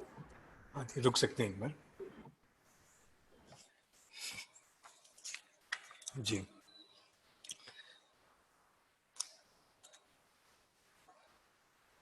जी मैं पूछना चाह रहा था कि सब लोग एक बार पढ़ पाए क्या परिचय को, इन पेजेस को? जी भैया। जी भैया। जी बढ़िया, ठीक। तो मतलब पहले से कुछ कुछ मार्क कर दिए होंगे ना जी? जी तो कुछ बिंदु बात हुई इसमें, राष्ट्रीय चरित्र की बात हुई। तो समाज शास्त्र में जब सोसाइटी को देखते हैं तो उसका आधार क्या होगा, आचरण का आधार क्या होगा। बंधन को बताया कि मोक्ष जो है वो भ्रम से मुक्ति होने को बताया। फिर एक बहुत अच्छा बिंदु आया, गलती में अनेक सही में एक, इसका एक बिंदु आया। फिर व्यापक और इकाइयों की बात हुई जी।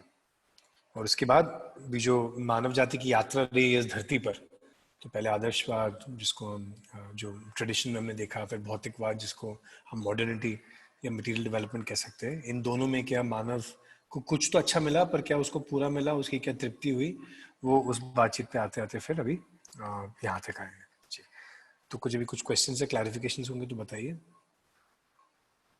मैं विशाल बोल रहा हूँ। पेज नंबर 8 पे एक स्टेटमेंट है जो कहता है कि जैसे ही जागृति की दिशा में कदम बढ़ते हैं वैसे ही शाप, ताप और पाप ध्वस्त हो जाते हैं। तो इस पे थोड़ा सा अगर समझा पाए, ताप और पाप। जी। श्रवण भैया हैं? सोचा कि श्रवण भैया इस बिंदु को रखें। भैया को थोड़ा नेटवर्क में आज इशू आ रहा है। भैया देखिए अगर बोल पाते हैं भैया, अगर वीडियो ऑफ करके हो पाता है। श्रवण भैया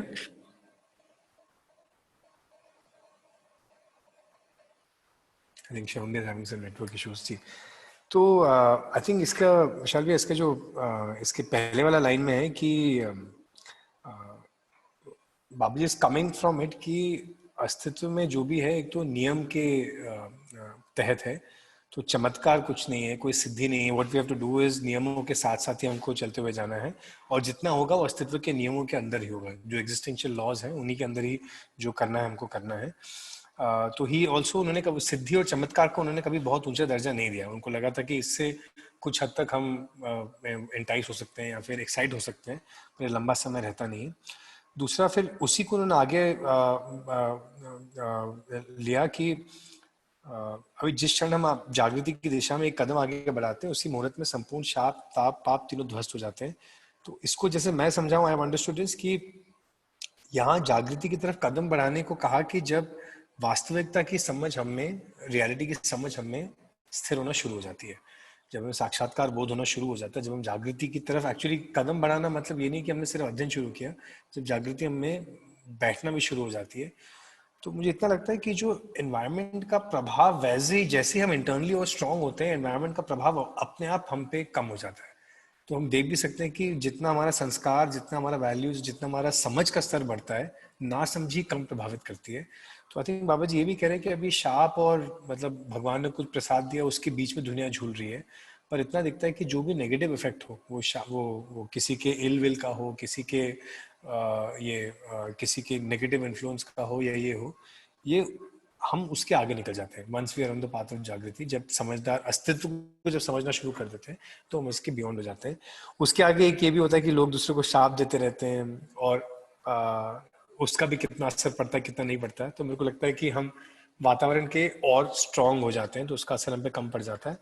एक ये भी नियम आता है कि हम उसी से प्रभावित हो सकते हैं जो हमसे श्रेष्ठ है, जिससे हम होना चाहते हैं।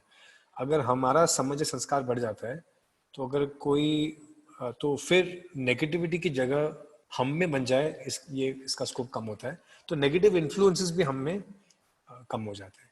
एंड आई थिंक पाप का भी हटने का यही है कि मानव ने गलती तो किया ही है, हम सब ने गलती किया होगी शरीर यात्रा में या पहले भी, पर गलती तब तक नहीं रुकेगी जब तक हम पूरी तरीके से जागृत नहीं होते। It's natural to make mistakes till then. At the same time it's not that हम लोग करना ही चाहते हैं, पर गलतियों का एक अवकाश तब तक रहेगा ही। तो इसका असर भी हम पे रहता है, पर जब जागृति हो जाती है तो आई थिंक वो वाला भी हम उसको अपने आप से उसको क्लीन कर पाते हैं। We are able to remove that from us. ठीक है, थैंक यू जी। अंकित भाई, व्यापक वस्तु में एक एक वस्तु अलग होने का बोलना चाह रहा था, लेकिन श्रवण भैया बोलिए भैया। रजत भैया, श्रवण भैया इसको ऐड कर दें इसमें, फिर आप जुड़िएगा। नहीं, आपने रख दिया भैया, मैं सुन पाया, बाद में आवाज नहीं आ रही थी। एक्चुअली सांप और पाप के बीच में ताप है। सांप का मतलब किसी ने हमको दुखी रहने के लिए ही ऐसा सांप दे दिया है, मतलब ऐसी कामना कर ली है। और पाप का मतलब कि हमने ही कोई गलत काम कर लिया है कि हम दुखी हो रहे हैं। तो ये दुखी होना है या ताप है। तो सांप और पाप के बीच में ताप है। ये कहा जा रहा है जागृत हुए बगैर इससे मुक्ति नहीं होगी, जागृत होने पर ही ध्वस्त होता है। नहीं तो हम सांप और पाप के कारण ताप में ही लटकते झूलते रह जाते हैं। उतना ही है, परंपरा में जो अर्थ है उतना ही है। बढ़िया, अंकित भाई ने बाकी अच्छा रखा। जी भैया, आपने तीनों के अर्थ को भी अच्छे से रख दिया, शाप ताप और पाप को। जी रजत भैया।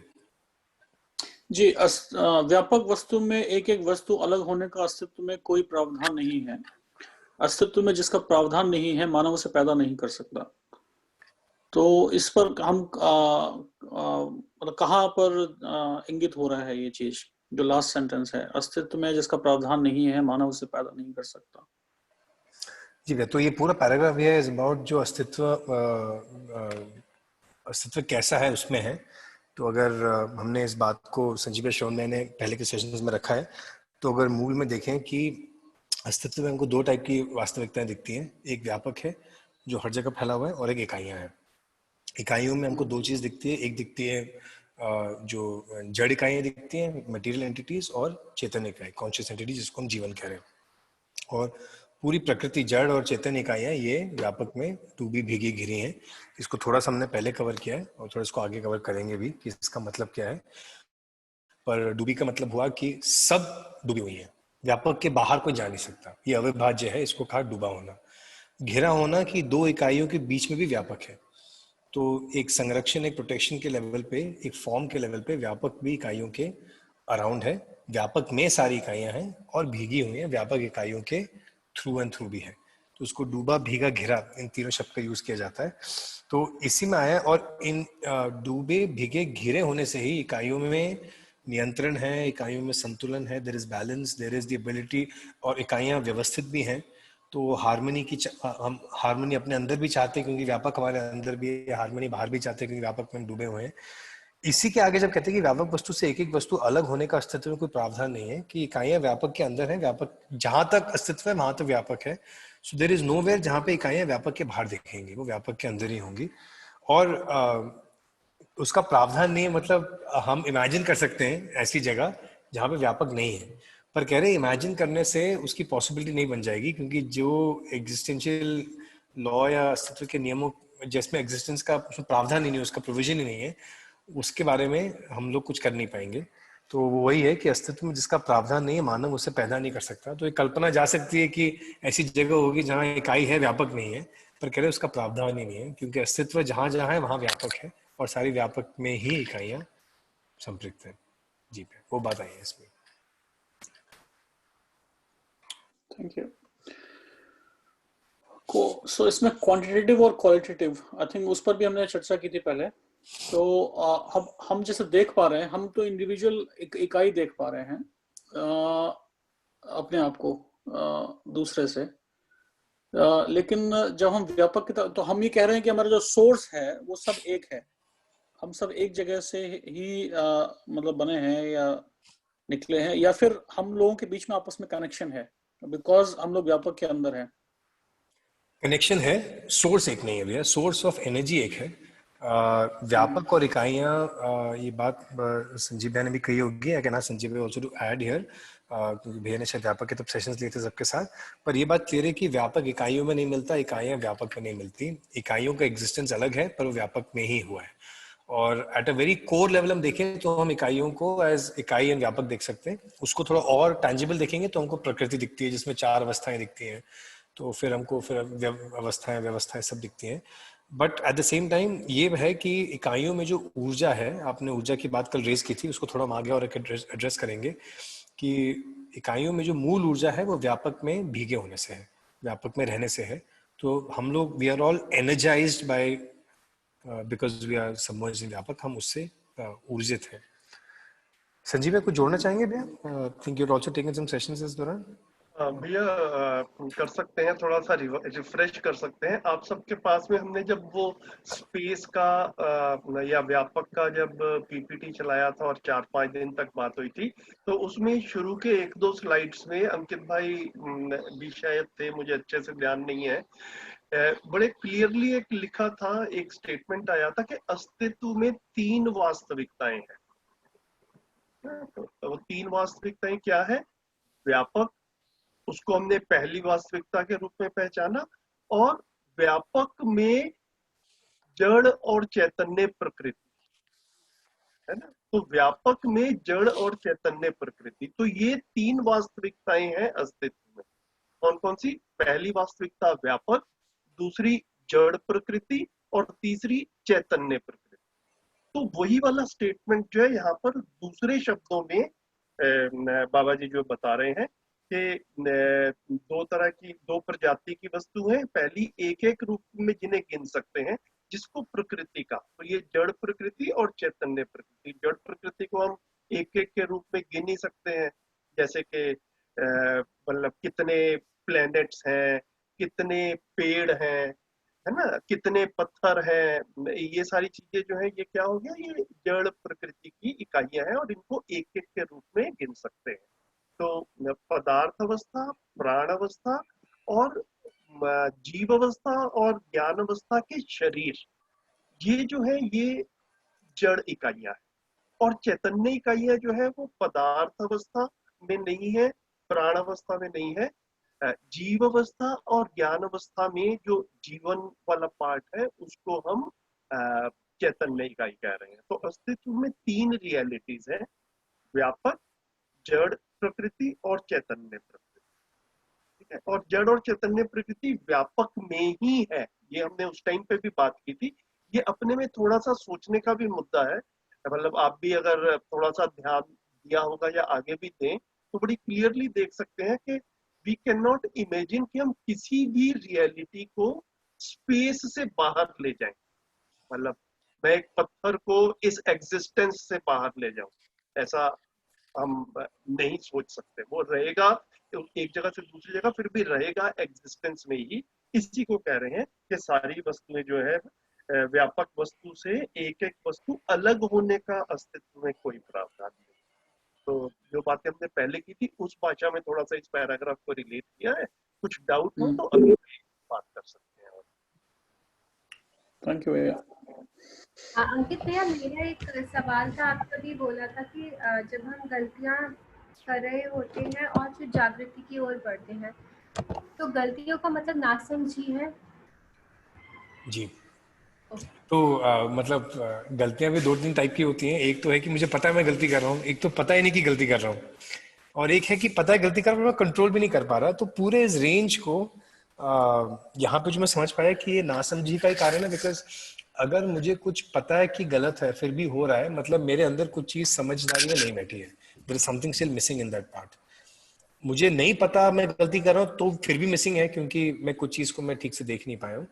तो एक सूत्र, दर्शन में कई सारे सूत्र आते हैं, तो एक सूत्र यहाँ भी है कि मानव गलती करने का अधिकार तो भी उसके पास है ही, क्योंकि वो समझदार नहीं है। समझदार होने के बाद वो फिर गलती करना उससे हट जाता है। पूरे समझदार होने के बाद तो गलती वैसे ही हट जाती है, पर नासमझी में गलती होगी।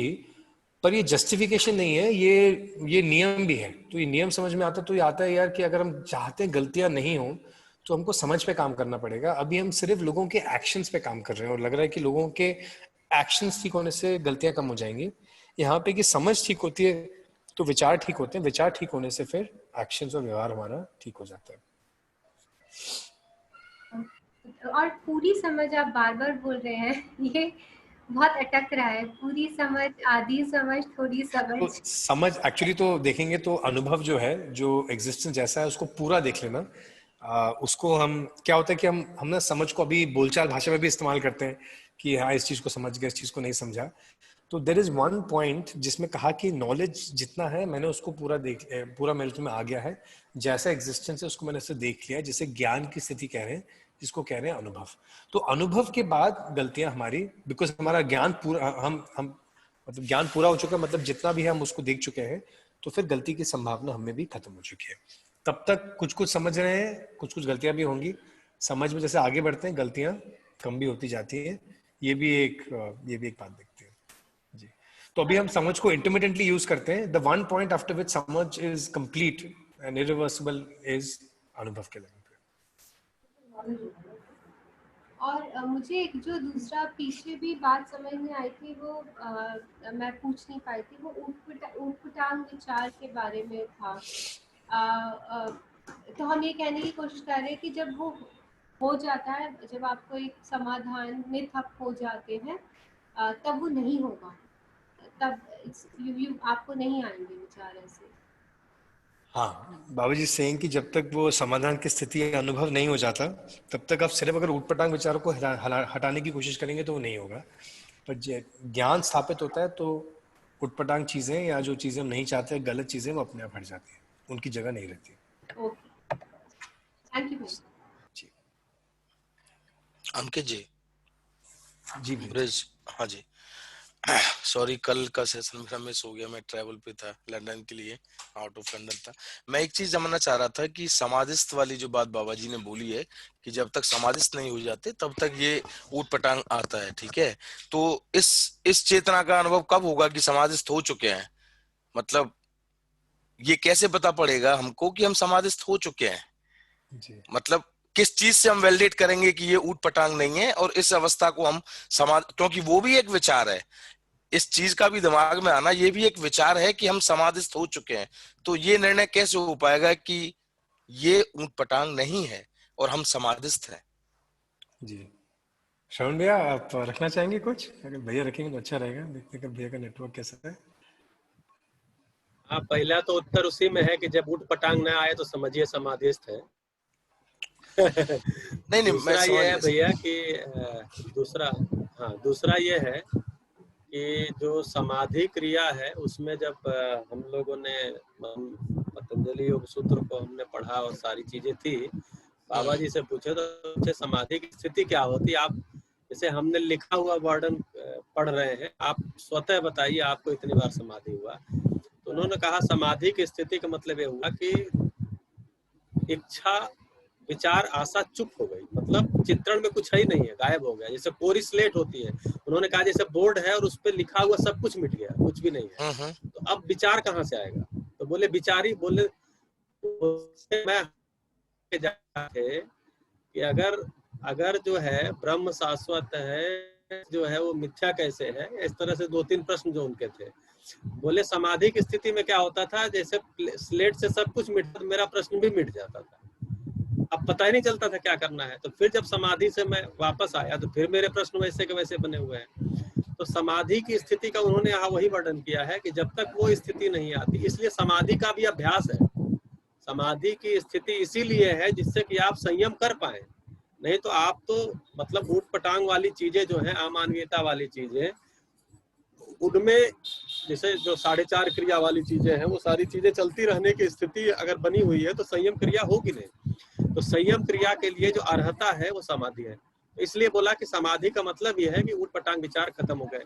हमें भी जब लगेगा हमारे ऊट पटांग विचार बिल्कुल आ ही नहीं रहे हैं, किसी भी संदर्भ में नहीं आ रहे हैं, व्यवस्था के संदर्भ में ही आ रहे हैं, मैं मानव हूँ, जीवन रूप में शरीर को चलाता हूँ, समाधान से सुखी होता हूँ, समाधान मेरे पास उपलब्ध है, मैं संबंधों में विश्वास सम्मान पूर्वक जी पा रहा हूँ, मैं प्रकृति में संतुलन के साथ जी पा रहा हूँ, ठीक है, और जो सत्ता में संपृक्त प्रकृति है उसका मुझे अनुभव हो चुका है। ये सारी चीजें जब होंगी तो हमको अपने आप ही पता चलेगा। ऊट पटांग विचार तो आज हर बच्चा भी जान लेता है ये ऊट पटांग विचार है, ठीक है। तो आपका जो ये प्रश्न है कि कैसे हम जानेंगे कि ये विचार ऊट पटांग नहीं है, तो ये तो हम अपने ही समझ से जानेंगे।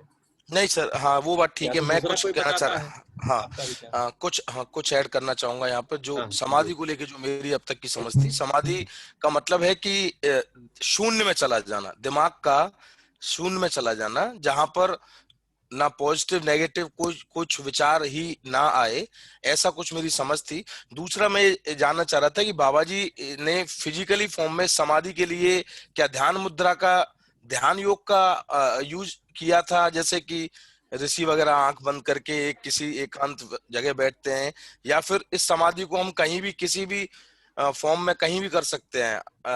कैसे इस समाधि को उन्होंने कैसे हासिल किया था कि जब सब कुछ शून्य में चला जाए, कोई ऊट पटांग तो छोड़िए, कोई विचार ही ऐसा ना आए, जिसको एक तरीके से कहते हैं कि समाधि में जाने के बाद कुंडलिनी का एक तरीके से जागृत हो जाना हो जाता है। जैसा मैंने पढ़ा है समाधि के बारे में, कुंडलिनी नाम की एक व्यवस्था होती है, चक्र जो होते हैं अपने सिर से लेके नीचे तक।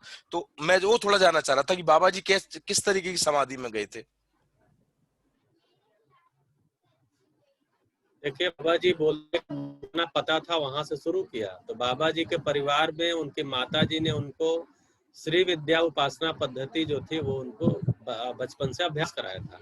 श्री विद्या उपासना पद्धति से तो वो जो भी मतलब तरीका मालूम है वो उसी तरीके से तो शुरुआत करेंगे।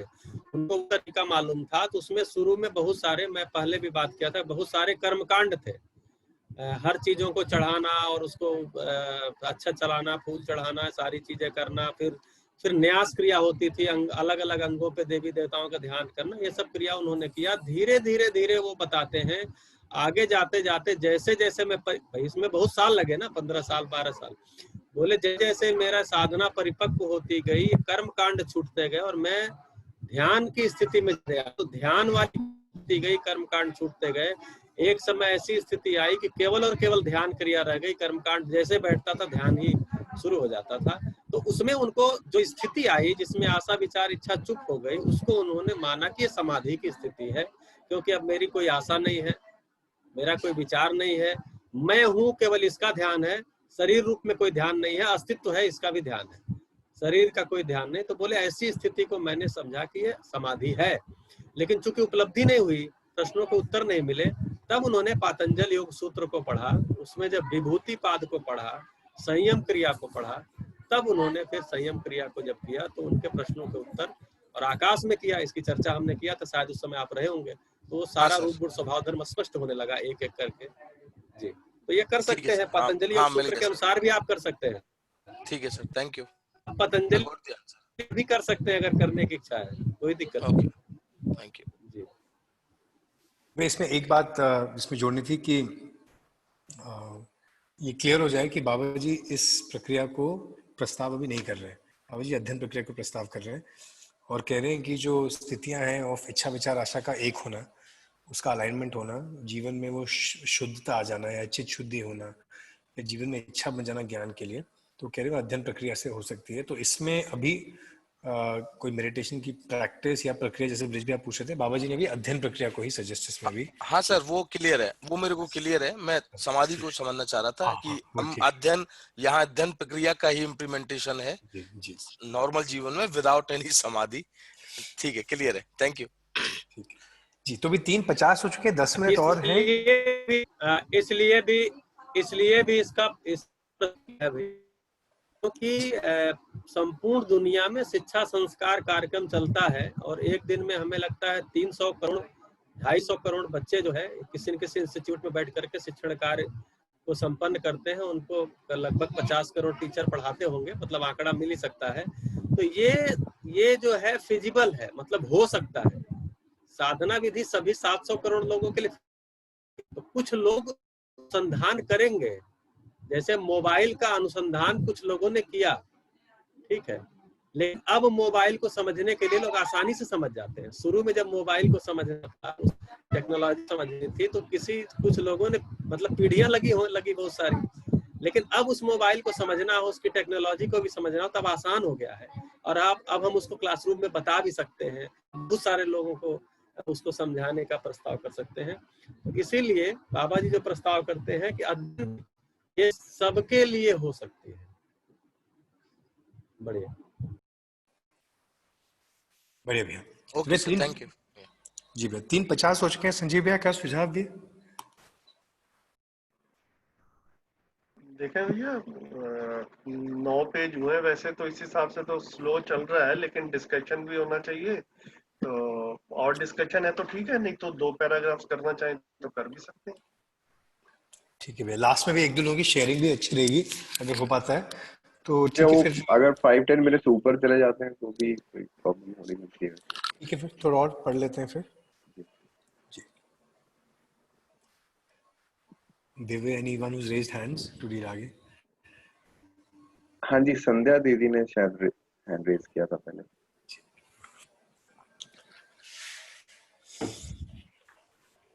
भैया मैं बोलूं? हाँ जी प्लीज। पेज 10। इस ढंग से जो उत्तर पाए बंधन और मोक्ष, उसका उत्तर यह बना मानव समझदार होता है तो बंधन से मुक्ति पा जाता है। अब समझदार हो कैसे? इसके लिए जब देखी हुई बात को मैंने देखा कि मुझ में क्या भ्रम है, मुझ में मैंने शोध किया, मुझ में मैं जांचा, तब पता चलागा कि हमारे पास बंधन का कारण कुछ भी नहीं दिखता। तो यही स्थिति क्यों ना सब में पैदा की जाए? सब में पैदा करने पर कैसा लगेगा? तब जैसा आपको पहले सुनाया था, भूमि स्वर्ग हो जाएगी, मानव देवता हो जाएगा, सभी धर्म सफल हो जाएगा, नित्य शुभ ही शुभ होगा, परंपरा के रूप में नित्य शुभ होगा। इसमें अपने को हम फिर जांचने लगे, क्या हम यह सब संप्रेषित कर पाएंगे? क्या इसकी लोगों को जरूरत है या नहीं? ये सब उसके बाद शुरू हुआ। तो मुख्य मुद्दा जिससे मैं अपने में आश्वस्त हुआ कि संविधान में मानवीय आचरण रूपी मानवीय आचार संहिता को समावेश कर सकते हैं, जिससे मानवीय राष्ट्रीय चरित्र प्रमाणित होगा। इस जगह में हम निश्चित हूँ, मैं स्वयं पारंगत हूँ और प्रमाण भी हूँ। अस्तित्व मुझको समझ में आया है, आपको समझा देंगे, और जीवन मुझे समझ में आया है और आपको समझा देंगे। मानवीयता पूर्ण आचरण मुझको समझ में आया है, आपको भी समझा देंगे। यदि ये तीनों तथ्य समझ में आता है, माने हम समझदार हो गए। समझदार होने पर क्या हो गए? समझदार होने से हम बंधन मुक्त हो गए। कैसा बंधन? भ्रम रूपी बंधन से मुक्त हो गए। पहले बुजुर्गों ने क्या बताया? आवागमन से मुक्ति होगी। आवागमन से मुक्ति का कोई ताल्लुकात नहीं है, ना कोई गया है ना कोई आएगा, जो है सब अस्तित्व में ही है। जी भैया। नेक्स्ट पैरा भी पढ़ लेते हैं जी। मरने के बाद भी जीवन अस्तित्व में है और शरीर चलाते समय भी जीवन अस्तित्व में है। कोयला जलाने के बाद भी रहता है विभिन्न स्वरूपों में। ये भौतिक रासायनिक शास्त्री इस बात को समझ भी होंगे, समझे भी होंगे। नहीं समझे होंगे तो सबको समझना ही होगा, मजबूरी है। इस ढंग से समझदारी समझ में आती है। मूलतः वस्तु का नाश नहीं होता। उसी आधार पर मैंने मंगल कामना की है कि भूमि यदि सख्त रहेगी, मानव यदि व्यवस्था में जी सकता है, यदि यही सार्वभौमिक नित्य मंगल होने का आधार है। इस विधि से जो मंगल कामना मेरे मन में उपजी, उसके समर्थन में पूरे अस्तित्व में मानवीयता पूर्ण आचरण ही एक प्रधान मुद्दा है। इससे बड़ा उपकार यह होगा, धरती को बिना घायल किए, बिना पेट फाड़े, बिना बर्बाद किए मानव चिरकाल तक इस धरती पर रह सकता है। इसकी भी विधि इसी समझदारी से ही आती है, यदि धरती स्वयं संभल पाती है। जी भैया। जी। अगला पैराग्राफ थोड़ा लंबा है तो उसको अगली बार शुरू कर सकते हैं। जी, तो इसमें बाबा जी ने बंधन और मुक्ति से शुरू की। 3 ज्ञान के बारे में बात किया, अस्तित्व ज्ञान, जीवन ज्ञान, मानवीयतापूर्ण आचरण ज्ञान। उसमें उन्होंने कहा कि मुझको समझ में आ गया, आपको समझा देंगे। तो ये भी एक है कि परंपरा में भी ज्ञान जा सकता है, सभी के लिए उपलब्ध है ज्ञान, मानव जाति के लिए है। और उसके बाद लाइन को उन्होंने एलैबोरेट किया है कि सब कुछ अस्तित्व में भी है। हम शरीर लेते हैं फिर भी अस्तित्व में रहते हैं, नहीं लेते हैं फिर भी अस्तित्व में रहते हैं। कोयला भी फॉर्म चेंज कर रहा है, शेप चेंज कर रहा है, पर रहता वो अस्तित्व में ही है।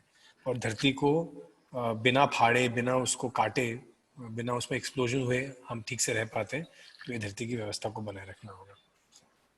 जी, कुछ इसमें कुछ पॉइंट्स कुछ है किसी के तो बताइए।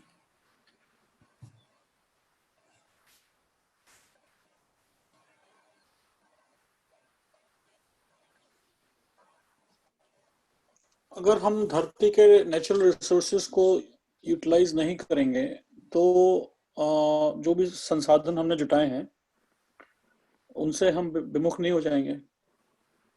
जी भैया, तो अभी ना हम ये मानते हैं कि या तो ह्यूमन प्रोग्रेस होगा या हम नेचर को प्रिजर्व कर पाएंगे। अभी इसको हम आइदर और मानते हैं। तो यहाँ पे बात है कि ह्यूमन प्रोग्रेस अगर होना होता है तो टेक्नोलॉजी को इतना ही पोल्यूटिंग होना होता है कि टेक्नोलॉजी ऐसे भी हो सकती है जिसको हम आवर्तनशील कह रहे हैं। तो अभी इशू ये है, जैसे जो हमारा ईंधन है, जो हमारा फ्यूल है, वो ऐसा भी हो सकता है जिसमें एमिशंस ना हो। तो जीवन विद्या में बाबा जी ने एक नियम प्रस्तावित किया है कि हर चीज धरती पे एक रोल प्ले कर रही है। तो पेट्रोलियम है, जो फॉसिल फ्यूल है, वो भी धरती के अंदर एक रोल प्ले कर रहा है।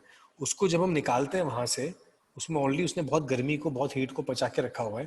तो जब निकालते तो वहां जो रोल प्ले कर रहा था उसमें गड़बड़ हो गई, और जो ऊपर लाके उसको जला दिया तो again it has release green house gases. पर कह रहे हैं कि अस्तित्व में ये प्रावधान है कि मानव अपनी समृद्धि पा सकता है प्रकृति के साथ रहकर, क्योंकि जो भी शरीर को चाहिए होगा वो प्रकृति से ही आएगा। चाहे खाना है, कपड़ा है, हम आसपास देखें हर चीज प्रकृति से ही बनी हुई है। सो देन क्वेश्चन आता है कि एग्जिस्टेंशियल डिजाइन क्या है। क्या हम एक धरती को ऐसा इस्तेमाल कर सकते हैं कि धरती की व्यवस्था भी बनी रहे और हमारी व्यवस्था भी बनी रहे। अभी तक हमने देखा है कि या तो धरती को प्रिजर्व कर पाएंगे या मानव एडवांस होगा। तो यहाँ पे ये है कि बाबा जी ने नियम भी प्रस्तावित किया कि मानव की सारी आवश्यकताएं धरती के सतह पर ही अवेलेबल है, हमको अंदर जाने की जरूरत नहीं है। और आवर्तनशील विधि, जिसमें उसका मतलब, वो आवर्तनशीलता का मतलब प्रकृति में जो चक्र चल रहे हैं, पानी का साइकिल है, हर चीज का, प्रकृति में कुछ वेस्ट नहीं है। एक चीज का वेस्ट दूसरी चीज का न्यूट्रिशन बन जाता है। हम भी उस चक्र में धरती के साथ आवर्तनशील विधि से अपना प्रोडक्शन कर सकते हैं। जो हमारे उत्पादन की प्रक्रियाएं हैं, हम मानव भी वैसे जी सकता है। तो फिर वो धरती में संतुलन पूर्वक रहेगा। तो ये प्रस्तावित है कि इट इज पॉसिबल। हाँ सर, ऐसा पॉसिबल है, शायद मैं इसको इस डॉट को कनेक्ट कर पा रहा हूँ क्योंकि मैं एनर्जी ट्रेडिंग और इस फील्ड से जुड़ा हूँ रजत जी की तरह। तो अभी क्या है, मैं कुछ सालों से देख रहा हूँ कि companies are targeting for renewable energy. So renewable जो रिसोर्सेज हैं उसकी तरफ जा रहे हैं, जैसे विंड एनर्जी हो गया, विंड फार्म्स हो गया, रेदर देन कि ऐसे रिसोर्सेज, और उनसे भी हम उन सब चीजों को करंटली रिप्लेस कर पा रहे हैं धीरे धीरे, कि आने वाले समय में हमारी डिपेंडेंसी पेट्रोल पे ना रहे, ऐसे पदार्थों पे ना रहे जिसके लिए हम धरती के अंदर रिन्यूएबल रिसोर्सेज जो कि हमें नेचर के थ्रू ओवर द अर्थ मिलता है। Thank you. बिल्कुल ऐसा ही है, और ये नासमझी भी हो सकती है कि हमने किसी चीज को यूज किया पर उसके कॉज एंड इफेक्ट हम लंबे समय तक नहीं देख पाए। So now plastic is surrounding us and it will take us some time to move out of plastic, और इसका कॉज एंड इफेक्ट इतना लंबा है कि उसको भी झेलने में हमको कुछ शायद बहुत लंबा समय लगेगा। पर जितनी हमारी समझदारी बढ़ जाती है उतना ही ऑटोमेटिकली हम करना शुरू हो जाते हैं। तो एज ए ह्यूमन बीइंग भी फिर हम देखते हैं कि जितना समझ बढ़ती जाती है हम प्लास्टिक को कंट्रोल करना शुरू करते हैं, और जब इसका स्केल बढ़ जाएगा तो पॉलिसी में भी आ जाएगा, पॉलिसी में आने के बाद इम्प्लीमेंटेशन में भी आ जाएगा।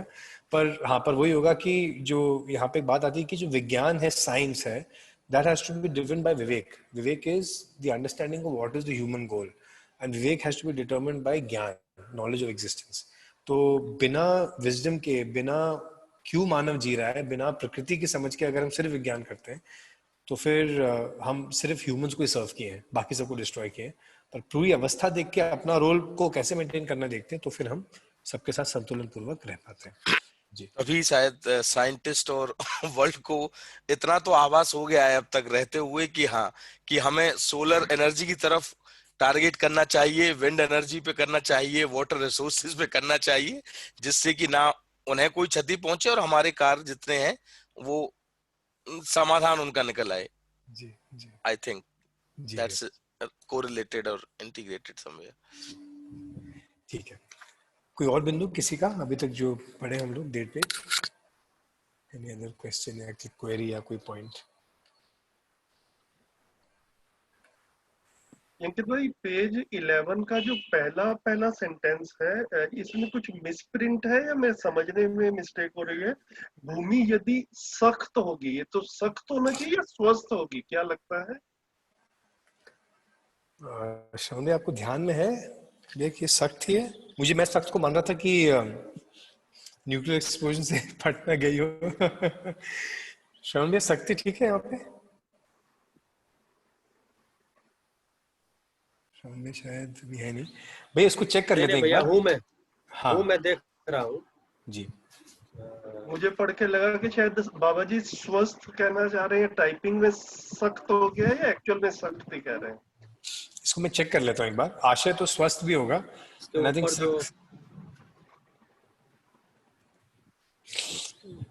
एक बार पुरानी एडिशन में भी चेक कर लेंगे।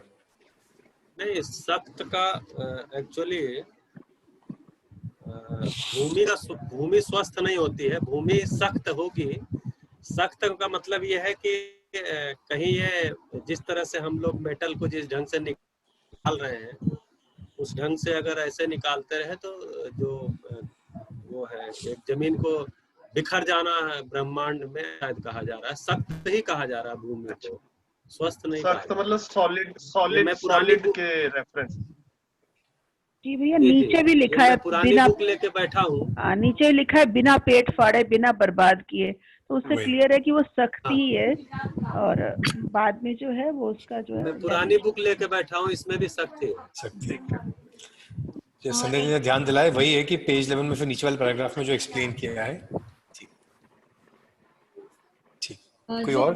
हाँ जी, जो पेज नंबर 10 में जो है ये सब उसके बाद शुरू हुआ, मतलब वो जैसे अध्ययन प्रक्रिया वो हमें सब बताने लग गए, ये उसको रेफर कर रहे हैं, उस पूरे प्रोसेस को। अच्छा, जो 10 में ये सब उसके बाद शुरू हुआ।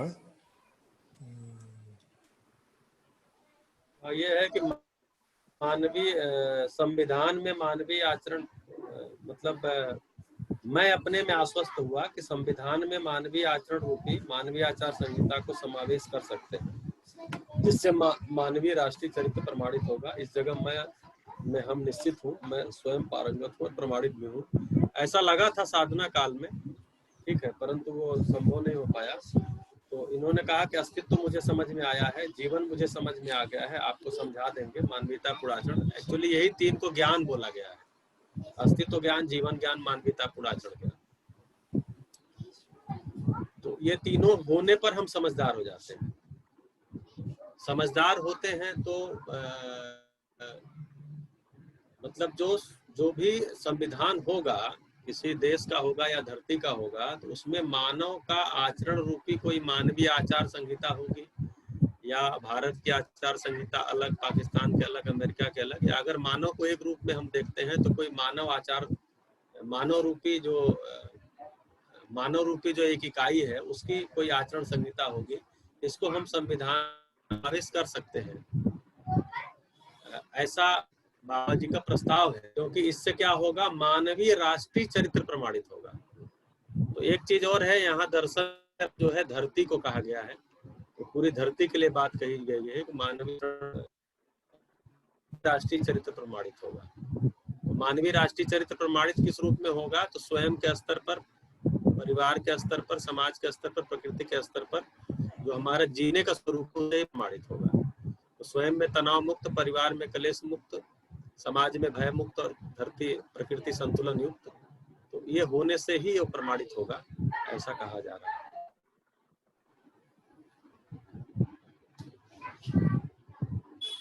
Thank you. मतलब समझ आ जाएगा तो इसको हम संविधान में भी समावेश करें। वही मेरे को भी ऐसे लगा कि एक बार स्वयं में समझ आ जाती है तो उसको समाज तक कैसे ले जाए ये भी स्पष्ट हो जाता है फिर, और बाबू जी को वो स्पष्ट हुआ है जी। बढ़िया। एक और कोई अगर पॉइंट होगा तो ले सकते हैं, नहीं तो फिर हम क्लोजिंग की तरफ बढ़ सकते हैं। Sanjeev, anything you would like to add भैया? एक्चुअली संविधान का अगर अर्थ देखेंगे तो संपूर्णता के अर्थ में विधान, तो पूर्णता के अर्थ में जो विधि है उसी को संविधान बोलेंगे जी। बढ़िया, धन्यवाद। ठीक है। और कोई बिंदु इसी के लिए, कोई पॉइंट? अंकित भाई, जो नेचुरल रिसोर्सेज हैं ये सब यूटिलाइजेशन इनका शुरू हुआ जब इंडस्ट्रियलाइजेशन आया। यूटिलाइजेशन तो पहले से था भैया, यूटिलाइजेशन पहले से था। उसका जो तरीका था, प्रक्रिया बदल गई भैया। इंडस्ट्रियलाइजेशन से उसकी स्पीड बदल गई, उसके रेमिनेंट्स बढ़ गए इंडस्ट्रियल प्रोसेसेस से। पर भैया जैसे लोहा है वो भी नेचुरल रिसोर्स का है, हम खाना खा रहे हैं वो भी नेचुरल रिसोर्स है, हमने लकड़ी का टेबल बनाया। सो इंडस्ट्रियलाइजेशन से प्रोसेस बदल गया, रेमिनेंट्स अब बढ़ गए, स्पीड बढ़ गई, टेक्नोलॉजी का भी बेस बढ़ गया उसमें। तो कहने का मतलब ये हुआ कि मानव ने जैसे उदाहरण ले सकते हैं। जी सर, बोलिए। हमें लग रहा रजत भाई की बात पूरी नहीं हो पा रही है, हम भी। जी भैया आप बोल लीजिए। मेरा पॉइंट वही था कि जब हम, जैसे मैं उसको इंडस्ट्रियलाइजेशन से जोड़ रहा था, लेकिन अंकित भाई ने जो बताया कि हम पहले भी यूज कर रहे थे, लोहा हो गया, स्टोन एज के बाद ब्रॉन्ज एज और ये सब, तो कहीं ना कहीं इन, अगर हम उन चरणों को देख रहे हैं तो हम ये मान रहे हैं कि लोहे को अगर उदाहरण के रूप में देखें तो आज सबसे ज्यादा लोहा मानव अपने सुरक्षा के लिए उपयोग कर रहा है, क्योंकि मानव के साथ संबंध पूर्वक जी नहीं सकता, भय में है। तो भय के कारण सबसे ज्यादा स्टील का उपयोग हो रहा है। आप देखिए सबसे ज्यादा स्टील का यूज सुरक्षा के लिए है। ये केवल और केवल जो भय का वातावरण है उसके कारण। हम सभी अपने घर में जितना लोहा यूज करते हैं उसका देखिए कितना % हम सुरक्षा के लिए ग्रिल लगाते हैं, लोहे की गेट लगाते हैं, सारी चीजें आप देख लीजिए ना, अलमारियां हैं, मतलब हर चीज है। तो अगर मानव के साथ विश्वास सम्मान पूर्वक जीने लग जाए तो आप सोचिए लोहे का ही उपयोग कितना कम हो जाएगा। ऐसे ही उदाहरण ले सकते हैं, तो मैं उदाहरण एक रखता हूँ। जी, मेरा सर पॉइंट ये था कि पाषाण युग से, स्टोन एज से हम आप यहाँ तक आए हैं, तो मानव का जीवन बेटर हुआ है या वो मतलब उसमें कमी आई है? बिल्कुल भैया। तो भैया इसमें ये आते हैं कि जब कहते हैं कि क्वालिटी ऑफ लाइफ अच्छी हुई है कि बुरी हुई है, तो उसमें हमको पहले ये तय करना पड़ेगा कि हम किन पैरामीटर से क्वालिटी ऑफ लाइफ को जज कर रहे हैं। तो हम क्वालिटी ऑफ लाइफ को जज करें कि खाने की वैरायटी से, या कपड़ों से, या उनकी कलर से, या रिसोर्सेज से, या सिनेमा हॉल है, या घर पे माइक्रोवेव है, या फिर हम उसको जज करें रिलेशनशिप्स के स्टेटस से, या कंट्री में फ्रीडम से, या फिर मानसिकता में लोग कितने हेल्दी हैं, स्वस्थ हैं। तो जैसे भी अभी डेवलप सोसाइटीज में वेस्ट में आप भी वहीं रह रहे हैं, वहाँ पे फिजिकल रिसोर्सेज सब अवेलेबल है, उसके साथ साथ पर मेंटल हेल्थ एक बहुत बड़ा इशू बन चुका है। तो why is it that material development के बाद भी मेंटल हेल्थ एक है? तो अभी भी फिर कह रहे हैं कि नहीं मटेरियल डेवलपमेंट हो गया है पर इसको हम पूरा डेवलपमेंट नहीं मान सकते, बिकॉज जब तक लोग मन से भी स्वस्थ नहीं होंगे तब तक ठीक नहीं होगा। तो भैया the first point of any development debate, किसी भी विकास में जब बात होती है तो सबसे पहले लोग ये डिफाइन करते हैं कि विकास किसको मानते हैं। तो अभी विकास लोग कई बार फ्लाईओवर, मॉल, इन सबको मानते हैं, जिसको मटेरियल डेवलपमेंट या सुविधाओं के डेवलपमेंट को मानते हैं। यहाँ पे बाबूजी कह रहे हैं कि तो हम रिविजिट करें ह्यूमन का गोल क्या है। ह्यूमन का गोल सिर्फ मॉल, फ्लाईओवर है कि ह्यूमन का अल्टीमेटली गोल क्या है? तो यहाँ कहा कि दो चीज है, एक जीवन लक्ष्य है, एक मानव लक्ष्य है। जीवन लक्ष्य है कि वो सुख, शांति, संतोष, आनंद चाहता है, वो अपने अंदर सुख चाहता है, वो शांति चाहता है विचारों में, संतोष चाहता है, उसकी इच्छाएं जो है उसको स्पष्ट हैं, वो पूरी हैं, और आनंद है, उसको एग्जिस्टेंस में वो एग्जिस्टेंस का अनुभव कर रहा है। तो जीवन में कोई कॉन्फ्लिक्ट नहीं है, जैसा एग्जिस्टेंस है वैसा उसको दिखता है, और जीवन में एक सुख की स्थिति बनी हुई है, इसको कहा जीवन लक्ष्य का पूरा होना।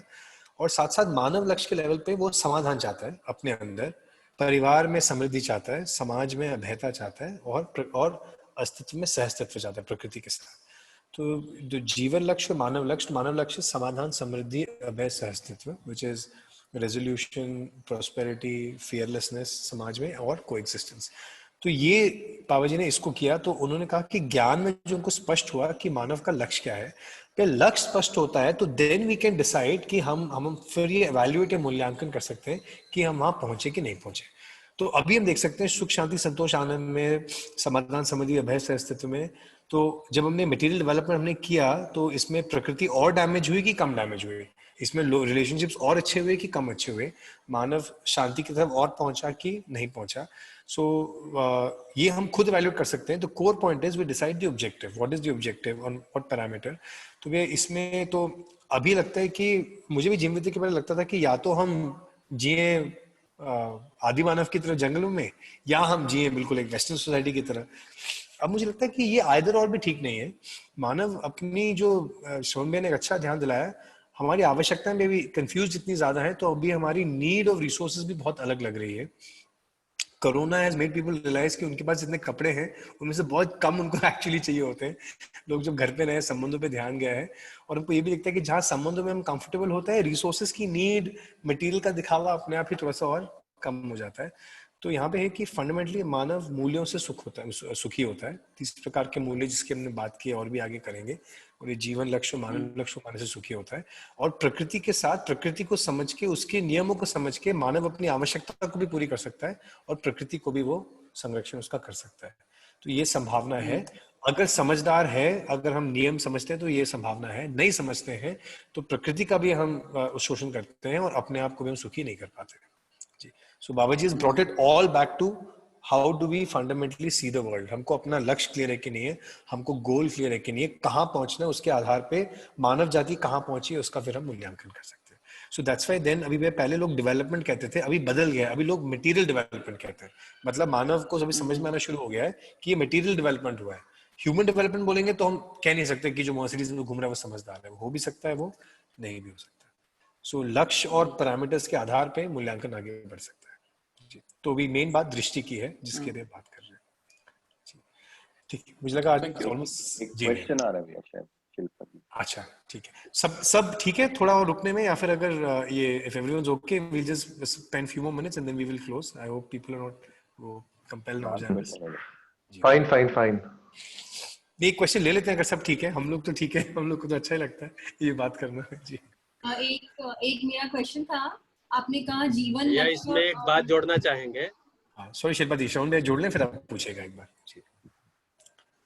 अच्छा, इसमें एक बात केवल जोड़ना चाहेंगे रजत भैया का जो था उसमें, कि हमने सुविधाएं इकट्ठा कर ली। मान लीजिए हमने घर अच्छा बना लिया, गाड़ी बड़ी खरीद ली, कपड़े सारे हो गए, खाने पीने का सारा इंतजाम हो गया, इसके बाद क्या करना वो वाला पता नहीं है, इसलिए हम वही करते रह रहे हैं, अगली पीढ़ी के वही करते करते में लगा रहे हैं। अगर उसके बाद वाला हमको पता होता तो शायद हमको जितनी सुविधा की आवश्यकता थी उतनी सुविधा होने के बाद हम उस वाले काम में लग जाते हैं। लेकिन हमको चूंकि ये वाला काम पता नहीं है तो हम उसी में वैरायटी क्वांटिटी में जाते चले जा रहे हैं, तृप्ति नहीं हो रही है। यहाँ क्या होता है, ऐसी सभा में बैठ करके जब वो वाला लक्ष्य पता चलता है तब हम सुविधा की समीक्षा कर पाते हैं, नहीं तो हमको सुविधा की समीक्षा कर ही नहीं पाते ना। तो सुविधा चाहिए, मतलब जरूरी तो है ही है। हमने जो कुछ भी किया, पहले भोजन के लिए कितना संघर्ष किया, एक टमाटर खाने लायक है इसको पता करने में पता नहीं कितना साल लगा होगा, तो किया है। लेकिन वही कार्यक्रम नहीं है, ये आज पता चल रहा है ना, लगभग 1 लाख साल बाद आदमी को इस धरती पे आया हुआ। तो वही केवल कार्यक्रम नहीं है, आज पता चल रहा है ऐसा नहीं, पहले भी पता चला, पहले लोगों ने बहुत कुछ किया लेकिन परंपरा नहीं बन पाई, जनरलाइज नहीं हो पाया। ये जनरलाइज हो जाए कि केवल यही कार्यक्रम नहीं है, मानव का लक्ष्य है, लक्ष्य के अर्थ में साधन है, साधन ही लक्ष्य नहीं है, ये पता चल जाना महत्वपूर्ण है। जी भैया, धन्यवाद। सॉरी शिल्पा जी, एक पॉइंट मैं जोड़ना चाह रहा था, मुझे भैया की बात से याद आया। एक व्यक्ति है जिनका काफी मतलब उन्होंने काफी कुछ शोध किया, तो एक दिन पूछ रहे थे एक मीटिंग में कि एक चटनी जिसको पीसने में पहले हमको 4 घंटे लगते थे, वो अभी मिक्सी में 6 मिनट में हो जाती है।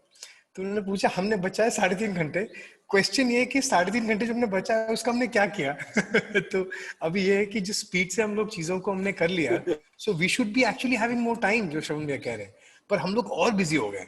और आजकल एक वर्ड आता है ना कि we are busy but bored, मतलब सब लोग बिजी हैं बट बोर्ड है। तो इसकी हम समीक्षा कर सकते हैं, बट आई थिंक जहां बाबा जी बचे हुए टाइम में, तो बचे हुए टाइम में 10 तरह की और चटनियां पीस लेते हैं या किसी और को पीस देते हैं। जी, तो आई थिंक जो मुझे जीवन विद्या से सबसे बड़ा लाभ मिला कि सिर्फ समीक्षा से रास्ता नहीं निकलेगा, मुझे क्या चाहिए इस पे अगर हम आए, मानव जाति को क्या चाहिए और अपनी दृष्टि को रियलाइन करें, देन आगे का फ्यूचर कोर्स और हो जाता है। नहीं तो हमको 2 ही रास्ते दिखते हैं, या तो विरक्ति की तरफ जाना है, सब कुछ को त्याग देना है, वर्ल्ड मोह माया है, या फिर भोग कंज्यूमरिज्म की तरफ जाना है। ये दोनों के बीच में एक रास्ता समझ का यहाँ पे हमको तो दिखता हुआ लगा। जी शिल्पा जी, आप कुछ कह रहे थे? मैं पूछ रही थी, आपने जीवन लक्ष्य मानव लक्ष्य बताया, तो जीवन है जो जैसे बाबा जी ने पहचाना परमाणु के रूप में, और मानव है शरीर और जीवन, मतलब ये दोनों के फर्क लक्ष्य हैं, तो फर्क एंटिटीज के लक्ष्य हैं ये। हाँ जी, तो वही है कि जब मैं मानव रूप में एक मैनिफेस्टेशन है हमारा, मैं परिवार में रहता हूँ, मैं समाज में रहता हूँ, तो जीवन को सुख शांति संतोष आनंद चाहिए, this is in parallel with मानव लक्ष्य।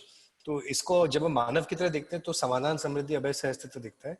जीवन के रूप में देखें तो जीवन क्रिया के अंदर की अलाइनमेंट को जीवन लक्ष्य बोला है एक्चुअली। तो मन और वृत्ति के बीच में कुछ लोगों ने किया हो, कुछ लोगों ने नहीं शायद, पर क्योंकि टॉपिक खुल रहा है तो सुख शांति संतोष आनंद आगे जाके और क्लियर होगा, कुछ पहले बातचीत हुई थी। तो जीवन क्रियाओं के अंदर के अलाइनमेंट्स को भी सुख शांति संतोष आनंद कहा, और बाहर ये अलाइनमेंट हो जाए समाज में, इसको कहा समाधान समृद्धि अभय सहस्तित्व। So they are both in tandem, they both go together. स्थिति और गति है, जैसे आपने एक बार बताया था, स्थिति और गति। जी, और इसलिए कह रहे हैं कि बाहर के गोल्स तब तक अचीव नहीं होंगे जब तक अंदर भी क्लैरिटी नहीं होगी। तो हम समृद्धि की कितनी भी कोशिश कर ले, अगर हमको ये नहीं पता कि हमको कितना सम्मान चाहिए, तो we will never feel prosperous. अगर हम कितना भी मैं लोगों का पैर छू लूं, पर अगर सम्मान का भाव नहीं है तो सम्मान कभी स्थापित नहीं होगा, सिक्योरिटी कभी स्थापित नहीं होगी, और फिर नेचर का शोषण तो होता रहेगा। तो अंदर की स्थिति ठीक नहीं है तो फिर गति भी नहीं है। तो प्रमाण की बात फिर से आ जाती है कि क्या प्रमाण है, कि समझ है कि ना समझ है। प्रमाण ना समझी का ये है कि बाहर अव्यवस्था है, अगर व्यवस्था अंदर होती तो बाहर भी व्यवस्था आ जाती। जी, थैंक यू। ठीक है, Dev, should be close to the day then? जी हाँ जी भी। जी, तो एक चीज तो बना के रखते हैं, 1% आज एक ही व्यक्ति का कर लेते हैं, अगर 1-2 मिनट में कुछ रख लें, what is a good takeaway, it's always good to close on that. आज कुछ ध्यान उनका किस बात पे ध्यान गया, तो देन हम क्लोज कर सकते हैं। फिर कोई एक शेयर करना चाहेंगे, कुछ एक बिंदु जो उनको आज अच्छा लगा या ध्यान गया? और बहुत सारे लोग हैं जो नहीं भी बोल रहे, काफी सारे पुराने लोग भी हैं। आई थिंक एक छोटी सी चीज थी, आपने बोला था चिंतन से नहीं होगा मगर किससे होगा?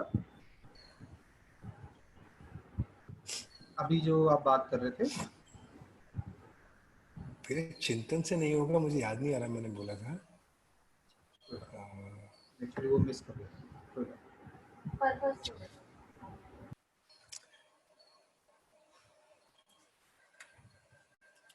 जी, कोई कुछ शेयर करना चाहेंगे? एनीथिंग टुडे, आज का कुछ टेक अवे या एनीथिंग जो अच्छा लगा आज चर्चा में?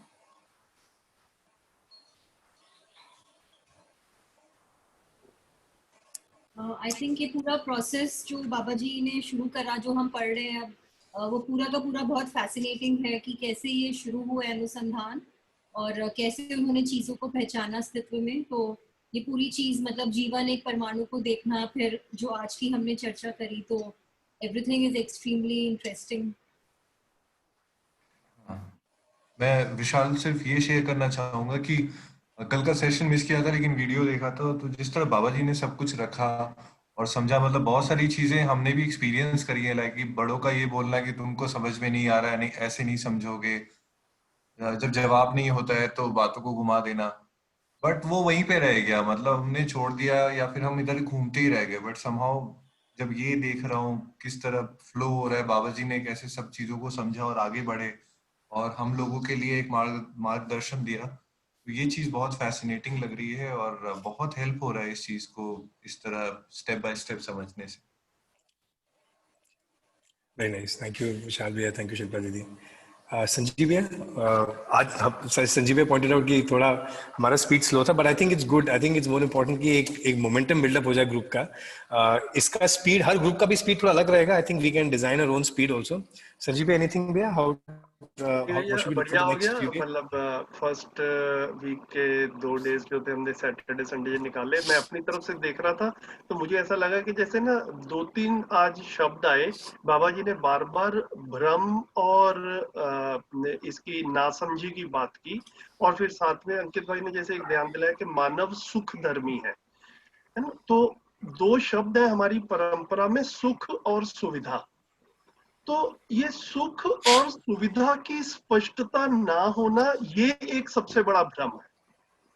तो इस भ्रम में, इस नासमझी में से के कारण हमें काफी लोगों ने, और मैंने पर्सनली भी अपनी अर्ली लाइफ में, सुविधा को ही सुख मान लिया। ठीक है, तो सुविधा को सुख मान लेते हैं, और एक्चुअल में मानव जो है बाय डिजाइन सुख धर्मी है। तो अगर सुविधा को सुख मान लेता है तो सुविधा को ही इकट्ठा करना शुरू कर देता है, क्योंकि उसको लगता है कि ज्यादा सुविधा मतलब ज्यादा सुख। तो यहाँ पर बाबा जी बड़े अच्छे से ध्यान दिला रहे हैं, बार बार ध्यान दिला रहे हैं, और इस दर्शन में जैसे जैसे हम गहराई में जाएंगे, मुझे लगता है कि हमें अपने अंदर स्पष्टता यही बनानी है कि सुख और सुविधा में अंतर है, सुविधा सुख नहीं है ना। ये एक भ्रम है, ये हमारे सोचने का, मनन चिंतन का मुद्दा रहे, अपने में सोचते रहे। अगले सैटरडे को फिर मिलते हैं।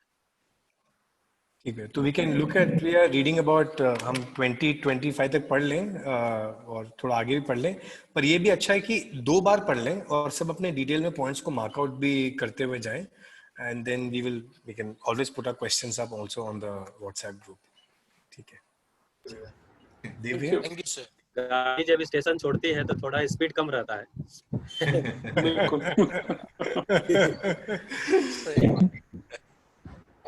जी देव भैया, जी बढ़िया बढ़िया। ठीक है भैया, रैप अप करते हैं।